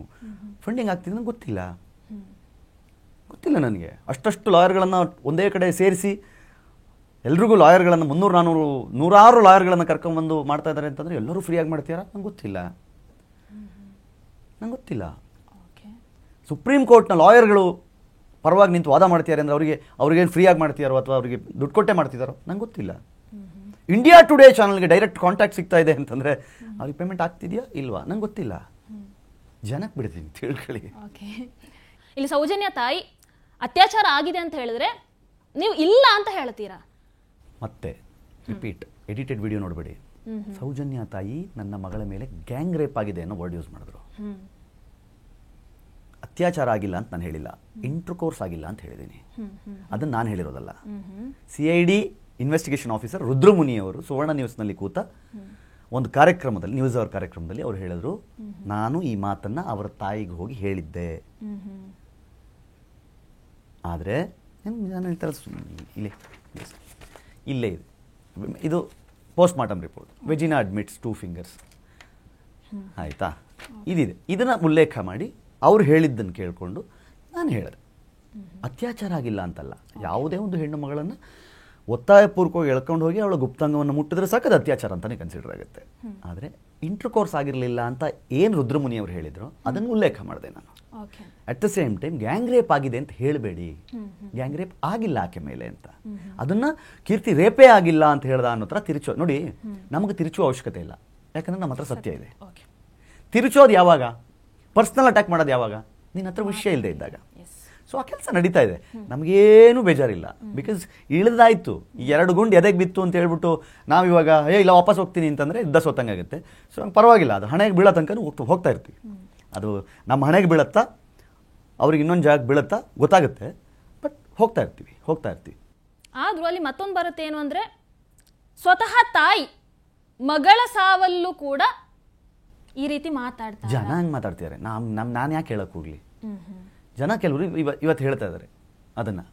ಯಾಕೆ ಹಿಂಗೆ ಮಾತಾಡ್ತಾರೆ? ಈಗ ನಾನು ಮೆಡಿಕಲ್ ರಿಪೋರ್ಟ್ ಇಲ್ಲದೆ, ಸಾಕ್ಷಿಗಳಿಲ್ಲದೆ, ಆಧಾರ ಇಲ್ಲದೆ ಮಾತಾಡಿದ್ರೆ ತಪ್ಪು. ನಾನು ಮಾತಾಡಿರೋದಕ್ಕೆ ನನ್ನ ಮೇಲೆ ಕೇಸು ಹಾಕ್ಬೋದು. ಏನು ಹಂಗೆ ಮಾತಾಡ್ಬಿಟ್ಟೆ ನೀನು ಅಂತ. ನಾನು ಹೇಳ್ತಾ ಇರೋದು, ನಿಮ್ಮ ಮಗಳ ಮೇಲೆ ಗ್ಯಾಂಗ್ ರೇಪ್ ಆಗಿದೆ ಅಂತ ನೀವು ಹೇಳ್ತಾ ಇದ್ದೀರಿ, ಅದಕ್ಕೆ ಪೂರಕ ದಾಖಲೆಗಳನ್ನು ಕೊಡಿ. ಆ ಹೆಣ್ಮಗಳಿಲ್ಲ ರೀ, 13 ವರ್ಷ ಆಗೋಯ್ತು, ಆ ಹೆಣ್ಮಗಳಿಲ್ಲ. ನೀವು ಇಲ್ಲಿ ಈಗ ಗ್ಯಾಂಗ್ ರೇಪ್ ಆಗಿದೆ ಅಂತ ಹೇಳಿದ್ರೆ ಜನನೂ ಅಷ್ಟೇ. ಜನಕ್ಕೆ ನಾನು ಅದನ್ನೇ ಹೇಳ್ತಾ ಇರೋದು, ದಯವಿಟ್ಟು ಆ ಮಬ್ಬಿಂದ ಹೊರಗಡೆ ಬನ್ನಿ. ಆಕೆ ಗ್ಯಾಂಗ್ ರೇಪ್ ಆಗಿಲ್ಲ ಅಂತ ಇನ್ಫ್ಯಾಕ್ಟ್ ಪೋಸ್ಟ್ ಮಾರ್ಟಮ್ ರಿಪೋರ್ಟ್ನಲ್ಲಿದೆ, and it medically certified. And ಆಮೇಲೆ ನೀವು ಯಾರ ಮೇಲೆ ನೀವು ಆರೋಪ ಹೊರಿಸಿದ್ರಿ ಅವ್ರುಗಳು ಸ್ಟ್ರೈಟ್ ಅವೇ ಕೋರ್ಟಿಗೆ ಬಂದು ಮಂಪರ್ ಪರೀಕ್ಷೆಗೊಳಗಾಗಿ, ನಾರ್ಕೋಲಿಸ್ ಟೆಸ್ಟ್ಗೊಳಗಾಗಿ ಅವ್ರದ್ದು ಇದ್ರಲ್ಲಿ ಪಾತ್ರ ಇಲ್ಲ ಅಂತ ಪ್ರೂವ್ ಆಗಿ ಹೊರಗಡೆ ಬಂದ್ಬಿಟ್ಟಿದ್ದಾರೆ ಅವರು. ಇನ್ನೂ ನೀವು ಅವ್ರ ಹೆಸರನ್ನೇ ಹೇಳ್ತಾ ಇದ್ದೀರಿ ಅಂತಂದರೆ ಇನ್ನೇನು ಬೇಕು? ನೀವು ಕೋರ್ಟ್ ನಂಬಲ್ಲ. ಸಂತೋಷ್ ರಾವನ್ನ ಕೋರ್ಟು ಬೆನಿಫಿಟ್ ಆಫ್ ಡೌಟ್ಸ್ ಮೇಲೆ ಹೊರಗಡೆ ಬಿಟ್ಟರೆ ನ್ಯಾಯಾಲಯ ಕೊಟ್ಟ ಗೆಲುವು, ಸಂದ ಜಯ. ಅದೇ ಕೋರ್ಟು ಇವ್ರು 3 ಜನ ಮಾಡಿಲ್ಲ, ಇವ್ರಿಗೂ ಈ ಕೇಸ್ಗೂ ಸಂಬಂಧ ಇಲ್ಲ ಅಂತ ಬಿಟ್ಟರೆ ಅಯ್ಯಯ್ಯೋ ಅನ್ಯಾಯ. ಅದೇಂಗೆ? ನೀವು, ನಾನು ಯಾವಾಗಲೂ ಹೇಳ್ತೀನಿ, ಇವರು ಪೊಲೀಸ್ ನಂಬಲ್ಲ, ಪೋಸ್ಟ್ ಮಾರ್ಟಮ್ ರಿಪೋರ್ಟ್ ನಂಬಲ್ಲ, FSL ನಂಬಲ್ಲ, CBI ನಂಬಲ್ಲ, COD ನಂಬಲ್ಲ, CID ನಂಬಲ್ಲ, COD ನಂಬಲ್ಲ, CBI ನಂಬಲ್ಲ. ಇವಾಗ SIT ಮೇಲೆ ಸ್ಟಾರ್ಟ್ ಆಗಿದೆ ಇವರಿಗೆ ಆಲ್ರೆಡಿ. ಅವನೊಬ್ಬ ಆಫೀಸರ್ ಸರಿ ಇಲ್ಲ, ಇವನೊಬ್ಬ ಆಫೀಸರ್ ಸರಿ ಇಲ್ಲ ಅಂತ ಆಲ್ರೆಡಿ ಸ್ಟಾರ್ಟ್ ಮಾಡಿದೆ. ಯಾವುದನ್ನು ನಮ್ಮದು ಕೋರ್ಟ್ ನಂಬಲ್ಲ, ಲಾಯರ್ ನಂಬಲ್ಲ, ಜಡ್ಜ್ ನಂಬಲ್ಲ, PP ನಂಬಲ್ಲ, ಏನೂ ನಂಬಲ್ಲ ನಾವು. ಬಟ್ ನ್ಯಾಯ ಬೇಕು. ಹೆಂಗೆ ಸಿಗುತ್ತೆ? ಕೊಡ್ಸೋ ನ್ಯಾಯ. ಹಂಗಂದ್ರೆ ನ್ಯಾಯ ಕೊಡ್ಸೋದು ಹೆಂಗೆ? ಕೋರ್ಟ್ಗೆ ಹೋದರೆ ಜಡ್ಜ್ ಬುಕ್ ಆಗಿದ್ದಾರೆ ಅಂತೀರಾ, CBI ಕೊಟ್ಟರೆ ಸೆಂಟ್ರಲಲ್ಲಿ ಇವ್ರದೇ ಇದೆ ಅಂತೀರಾ, ಎನ್ನೇ ತನಿಖೆ ಮಾಡೋಣ ಅಂತಂದರೆ ಇಲ್ಲ ಅಲ್ಲಿ ಮೋದಿ ಬಿಡಲ್ಲ ಅಂತೀರಾ. SIT ಆಯಿತು, ನೀವೇ ಕೇಳಿದ ಅಧಿಕಾರಿಗಳು ಆಗಿದ್ದಾರಪ್ಪ, ಆಯಿತು ಮಾಡ್ರಿ ಅಂತಂದರೆ ಅಲ್ಲಿ ಅವ್ನು ಸರಿ ಇಲ್ಲ, ಅಲ್ಲಿ ಇವ್ನು ಸರಿ ಇಲ್ಲ ಅಂತೀರಾ. ಹೆಂಗೆ ಮತ್ತಿದ್ದು ನ್ಯಾಯ ಕೊಡ್ಸೋದು ಹೆಂಗೆ? ಅಲ್ಲ, ಇಲ್ಲಿ ಅದು SIT ವಿಚಾರ ಬಂದಾಗ ಈಗ ಬಹಳಷ್ಟು ಮಂದಿಲಿ ಒಂದು ಡೌಟ್ ಬರ್ತಾ ಇದೆ ಏನಂತ ಹೇಳಿದ್ರೆ, SITನ ರಾಜ್ಯ ಸರ್ಕಾರನೇ ಮಾಡಿದ್ದು, ಆದರೆ ಸೆಷನಲ್ಲಿ ನಿಂತ್ಕೊಂಡು ಡಿಸ್ಕಷನ್ಸ್ಗಳಾಗತ್ತೆ. ಸ್ವತಃ DK ಶಿವಕುಮಾರ್ ಅವರು ಹೇಳ್ತಾರೆ ಇದರಲ್ಲಿ ಷಡ್ಯಂತರ ಇದೆ ಅಂತ. ಯಾವತ್ತು? ಮೊನ್ನೆ 13ನೇ ದಿನ DK ಶಿವಕುಮಾರ್ ಅವರು ಅವರ ಸ್ಟೇಟ್ಮೆಂಟ್ ಅನ್ನು ಕೊಟ್ಟಿದ್ದು 13ನೇ ದಿನ 16 ಪಾಯಿಂಟ್ ಆದಮೇಲೆ. ಅಂದ್ರೆ ಹೇಳ್ತಾ ಇರುವಂತದ್ದು, ತನಿಖೆ ನಡೆಯುವಂತ ಹೊತ್ತಿಗೆ ಇವರು ಅದು ಹೆಂಗೆ ಷಡ್ಯಂತರ ಅಂತ ಹೇಳ್ತಾ ಇದ್ದಾರೆ. ಹಾಗಾದ್ರೆ ನಾಳೆ ತನಿಖೆ ಹೊರಗೆ ಬಂದು ಸತ್ಯ ಹೊರಗೆ ಬಂದ್ರು ಕೂಡ ಜನರ ನಂಬಿಕೆ ರೆಡಿ ಇರಲ್ಲ. ಈಗ SIT ತನಿಖೆಯ ವರದಿ ಹೊರಗೆ ಬರೋಕ್ ಮುಂಚೆ ಭೀಮಾ ಹೋಗಿ ಒಂದು ರಾಷ್ಟ್ರೀಯ ಮುಸುಕುದಾರಿ ಹೋಗಿ ರಾಷ್ಟ್ರೀಯ ಮಾಧ್ಯಮದಲ್ಲಿ ಕೂತು ಎಲ್ಲಿ ಏನು ಸಿಕ್ಕಿದೆ ಅನ್ನೋ ಸ್ಟೇಟ್ಮೆಂಟ್ ಅನ್ನು ಕೊಡದೇ ಇದ್ದಿದ್ರೆ ನಾನು ನೀವು ಇವತ್ತು ಕೂತ್ಕೊಂಡು ಮಾತಾಡೋಕ್ಕಾಗ್ತಿರ್ಲಿಲ್ಲ. ಅದೇ ಮನುಷ್ಯ ಹೋಗಿ 6ನೇ ಪಾಯಿಂಟಲ್ಲಿ ಮಾತ್ರ ಸಿಕ್ತು, ಬೇರೆ ಎಲ್ಲೂ ಸಿಕ್ಕಿಲ್ಲ ಅಂತ ಅದೇ ಮನುಷ್ಯ ಹೇಳ್ದ. ಸೊ ಅದು ಇಡೀ ದೇಶ ನೋಡಿದೆ. ಆ ವರದಿ DK ಶಿವಕುಮಾರ್ ಅವ್ರಿಗೆ ಹೋಗಿರಲ್ವಾ? ಸೊ ಇಷ್ಟೆಲ್ಲ ತೋರಿಸಿದ ಮೇಲೆ ಸಿಕ್ಕಿಲ್ಲ ಅಂತಂದ್ರೆ ಅದನ್ನು ಷಡ್ಯಂತ್ರ ಆಗಿರಬಹುದು ಅಂತ ಅವ್ರು ಯೋಚನೆ ಮಾಡ್ತಾ ಇದ್ದಾರೆ. ಯಾಕಂದ್ರೆ DCM DK ಶಿವಕುಮಾರ್ ಅವ್ರನ್ನ ಬರೀ DCM ಆಗಿ ನೋಡಬೇಡಿ, ಆ ಕ್ಷೇತ್ರದ ಭಕ್ತನಾಗಿಯೂ ನೋಡು, ಹಿಂದೂ ಆಗಿಯೂ ನೋಡಿ. ನೀವು ಬರೀ ಹಿಂಗ್ ನೋಡಬೇಡಿ, ಹಂಗೂ ನೋಡಿ. ಅಲ್ಲೂ ಬರುತ್ತೆ ಸರ್. ಅಂದ್ರೆ ದೇವಸ್ಥಾನಕ್ಕೆ ಬರ್ತಾರೆ, ಬಹಳ ಕ್ಲೋಸ್ ಇದ್ದಾರೆ, ಫಂಡಿಂಗ್ ಆಗಿದೆಯೋ ಏನೋ, ಕಾಸು ಬರುತ್ತೋ ಏನೋ ಅಲ್ಲಿ ಅವರು. ಈಗ ಫಂಡಿಂಗ್ ಆಗಿದ್ರೆ ಭೀಮನ್ಗೆ ಆಗಿರ್ಬೇಕು. ಯಾಕೆ ಹೇಳಿ? ಪಾಪ ಅವನು ಇರೋ ಜಾಗ ಬಿಟ್ಟು ಬೇರೆ ಬೇರೆ ಜಾಗ ತೋರಿಸ್ತಾ ಇದ್ದಾನಲ್ಲ, ಭೀಮಾ ಅಂತ ಕರೀತಾರಲ್ಲ ಇವರು ಮುಸ್ಕುದಾರಿ, ಅವನಿಗಾಗಿರ್ಬೇಕು ಫಂಡಿಂಗ್. ಹಾಗಾದ್ರೆ ನೆಕ್ಸ್ಟ್ ಬರೋದು ಮೋಸ್ಟ್ಲಿ ಅದೇ, ಧರ್ಮಸ್ಥಳದವರು ಮುಸ್ಕುದಾರಿಗೆ ಫಂಡಿಂಗ್ ಮಾಡಿದ್ದಾರೆ, ಅದಕ್ಕೆ ಅವನು ಬೇರೆ ಬೇರೆ ಜಾಗ ತೋರಿಸ್ಬಿಟ್ಟು ಕ್ಲೀನ್ ಶೀಟ್ ಮಾಡೋದಾ ಅಂತ ಹೇಳ್ಬಿಡ್ತಾರೆ ಇವರು. ಅರ್ಥ ಆಯ್ತಾ? ಅವನು ತೋರಿಸಿದ ಜಾಗದಲ್ಲಿ ಅಗೆದು ನೋಡಿದಾಗ ಏನೂ ಸಿಗದಿದ್ದ ಕಾರಣಕ್ಕೆ DK ಶಿವಕುಮಾರ್ ಆ ಸ್ಟೇಟ್ಮೆಂಟ್ ಬಂದಿದ್ದು. ಅಲ್ಲೇನೋ ಸಿಕ್ಬಿಟ್ಟಿದ್ರೆ ಇವರಿಗೆ ಏನು ಗೊತ್ತಾ, ಇನ್ನೊಂದು ಇದು 25-30 ವರ್ಷದ ಹಿಂದಿನ ಕೇಸ್ಗಳು ಅಲ್ಲಿ ಹೂಳಿದ್ದಾರೆ. ಆಲ್ರೆಡಿ 267 UDR ಆಗಿರುವಂತಹ ಬಾಡಿಗಳಲ್ಲಿದೆ. ಅದನ್ನೆಲ್ಲ ಕೆದಕ್ಬಿಟ್ಟು ಏನೋ ಒಂದು 2-3 ಜನ ಹೆಣ್ಣುಮಕ್ಳು ಬಾಡಿ ಸಿಕ್ಕಿಬಿಟ್ರೆ, ಅಸ್ಥಿ ಪಂಜರ ಸಿಕ್ಕಿಬಿಟ್ರೆ, ಅದು UDR ಆಗಿದೆಯೋ ಬಿಟ್ಟಿದೆಯೋ ಬ್ಲಾಸ್ಟ್ ಮಾಡಿ ಬೊಂಬಾರ್ಡ್ ಮಾಡಿ ಇವ್ರನ್ನ ಟಾರ್ಗೆಟ್ ಮಾಡ್ಬಿಡೋಣ ಅಂತ ಪ್ಲಾನ್ ಮಾಡಿದ್ರು. ಆದ್ರೆ ಇಲ್ಲಿ ಇನ್ನೊಂದು ಬರ್ತಾ ಇದೆ, ಯಾಕೆ ಏನು ಸಿಗ್ತಾನೆ ಇಲ್ವಲ್ಲ ಅಲ್ಲಿ ಅಂತ. ಯಾಕೆ ಸಿಗ್ತಿಲ್ಲ? ಅದೇ ಅಣ್ಣಪ್ಪನ ಶಕ್ತಿ. ತನ್ನ ಕ್ಷೇತ್ರ ಉಳಿಸ್ಕೊಳ್ಳೋಕೆ ಅಣ್ಣಪ್ಪನಿಗೆ ಬರಲ್ವಾ? ಮಂಜುನಾಥ ಸ್ವಾಮಿಗೆ ಬರಲ್ವಾ? ಶಿವ ತಾಂಡವ ಅಂದ್ರು ರುದ್ರ ತಾಂಡವ ಆಡಲ್ವಾ? ಹೂತಿಟ್ಟ 267 UDR ಇರುವ ಕೇಸುಗಳ ಅಸ್ಥಿ ಪಂಜರವನ್ನು ತೆಗಿಲಿಕ್ಕೆ ಆ ಮುಸುಕುದಾರಿ ಕೈಲಿ ಆಗಲಿಲ್ಲ ಅಂತಂದ್ರೆ ಅಣ್ಣಪ್ಪನ ಶಕ್ತಿ ಅದು. ಭಗವಂತ ಇದ್ದಾನೆ ಅಂತ ಅದಕ್ಕೆ ಹೇಳೋದು. ಭಗವಂತ ಯಾರು ತಪ್ಪು ಮಾಡಿದ್ರು ಅವನಿಗೆ ಶಿಕ್ಷೆ ಕೊಟ್ಟೇ ಕೊಡ್ತಾನೆ. ಇವನು ಫೋಟೋಗ್ರಾಫಿಕ್ ಮೆಮೊರಿ, ಎಂಥ ಬ್ರೈನು, ಎಲ್ಲಿ ಹೂತ, ಹೆಂಗೆ ಹೂತ, ಎಷ್ಟು ಹೂತ ಅಂತೆಲ್ಲ ಹೇಳ್ಬಿಟ್ರು. ಏನು ಮೊದಲ ಗುಂಡಿಯಲ್ಲಿ 2, ಎರಡನೇ ಗುಂಡಿಯಲ್ಲಿ 3 ತಗೊಳ್ಳಿ, ಎಷ್ಟು ಬೇಕು ನಿಮಗೆ. ಅಗಿತಾ ಇದ್ದಾರೆ. ನನಗೆ ಆಶ್ಚರ್ಯ ಆಗೋದು ಏನು ಗೊತ್ತಾ, ಅವನೆಂಥ ಮನುಷ್ಯ ಅಂತಂದರೆ 15 ಅಡಿ 20 ಅಡಿ ಎಲ್ಲ ಒಬ್ಬನೇ ತೋಡಿ ಇವತ್ತು ಅದಕ್ಕೆ 2 JCB 20 ಜನ ಬಲಾಢ್ಯ ಭೀಮ. ಅಂದ್ರೆ ಅದರಲ್ಲೂ ಬರುತ್ತೆ, ಅಲ್ಲಿ ಮಣ್ಣು ತಂದು ಹಾಕಿದ್ದಾರೆ, ಅದಕ್ಕೋಸ್ಕರ ಇವತ್ತು ಆಗ್ತಿಲ್ಲ, ಕಷ್ಟ ಆಗ್ತಿದೆ. ಈಗ ಮಣ್ಣು ತೆಗೆದು 10 ಅಡಿ ಹಾಕಿದ್ದಾರೆ ಅಂದಿದ್ದಕ್ಕೆ 10 ಅಡಿ ಬಿಟ್ಟು 10 ಅಡಿ ತೋಡಿದ್ರಪ್ಪ. ಹೌದಾ? 13ನೇ ಪಾಯಿಂಟಲ್ಲಿ ಇದು ನಮ್ಗೆ ಕನ್ಫರ್ಮ್ ಇದೇ ಪಾಯಿಂಟಲ್ಲೇ ನಮಗೆ ಎಲ್ಲ ಸಿಕ್ಬಿಡೋದು. ಇಲ್ಲೇ ನಮಗೆ ಆಲ್ಮೋಸ್ಟ್ ಅಲ್ಲಿ ಇದೊಂದು ಜಾಗದಲ್ಲೇ ನಮ್ಗೊಂದು 8-10 ಬಾಡಿ ಸಿಕ್ಬಿಡುತ್ತೆ ಅಂತೆಲ್ಲ ಹೇಳಿದ್ರು. ಏನು ಮಾಡಿದ್ರು? ಫಸ್ಟು GPR, ಅದೊಂದು ಚೆನ್ನಾಗಿದೆ joke. GPR ground penetrate radar ಬೇಕು ನಮಗೆ. ಅದು ಸಿಕ್ಬಿಟ್ರೆ ಮುಗಿದೋಯ್ತು ಎಲ್ಲ. ಪಾಪ ಅದನ್ನು ಅಷ್ಟು ಲಕ್ಷ ಬಾಡಿಗೆ ಕೊಟ್ಟು ತಗೊಂಬಂದು GPR ಓಡಾಡ್ಸಿದ್ರು 3 hour.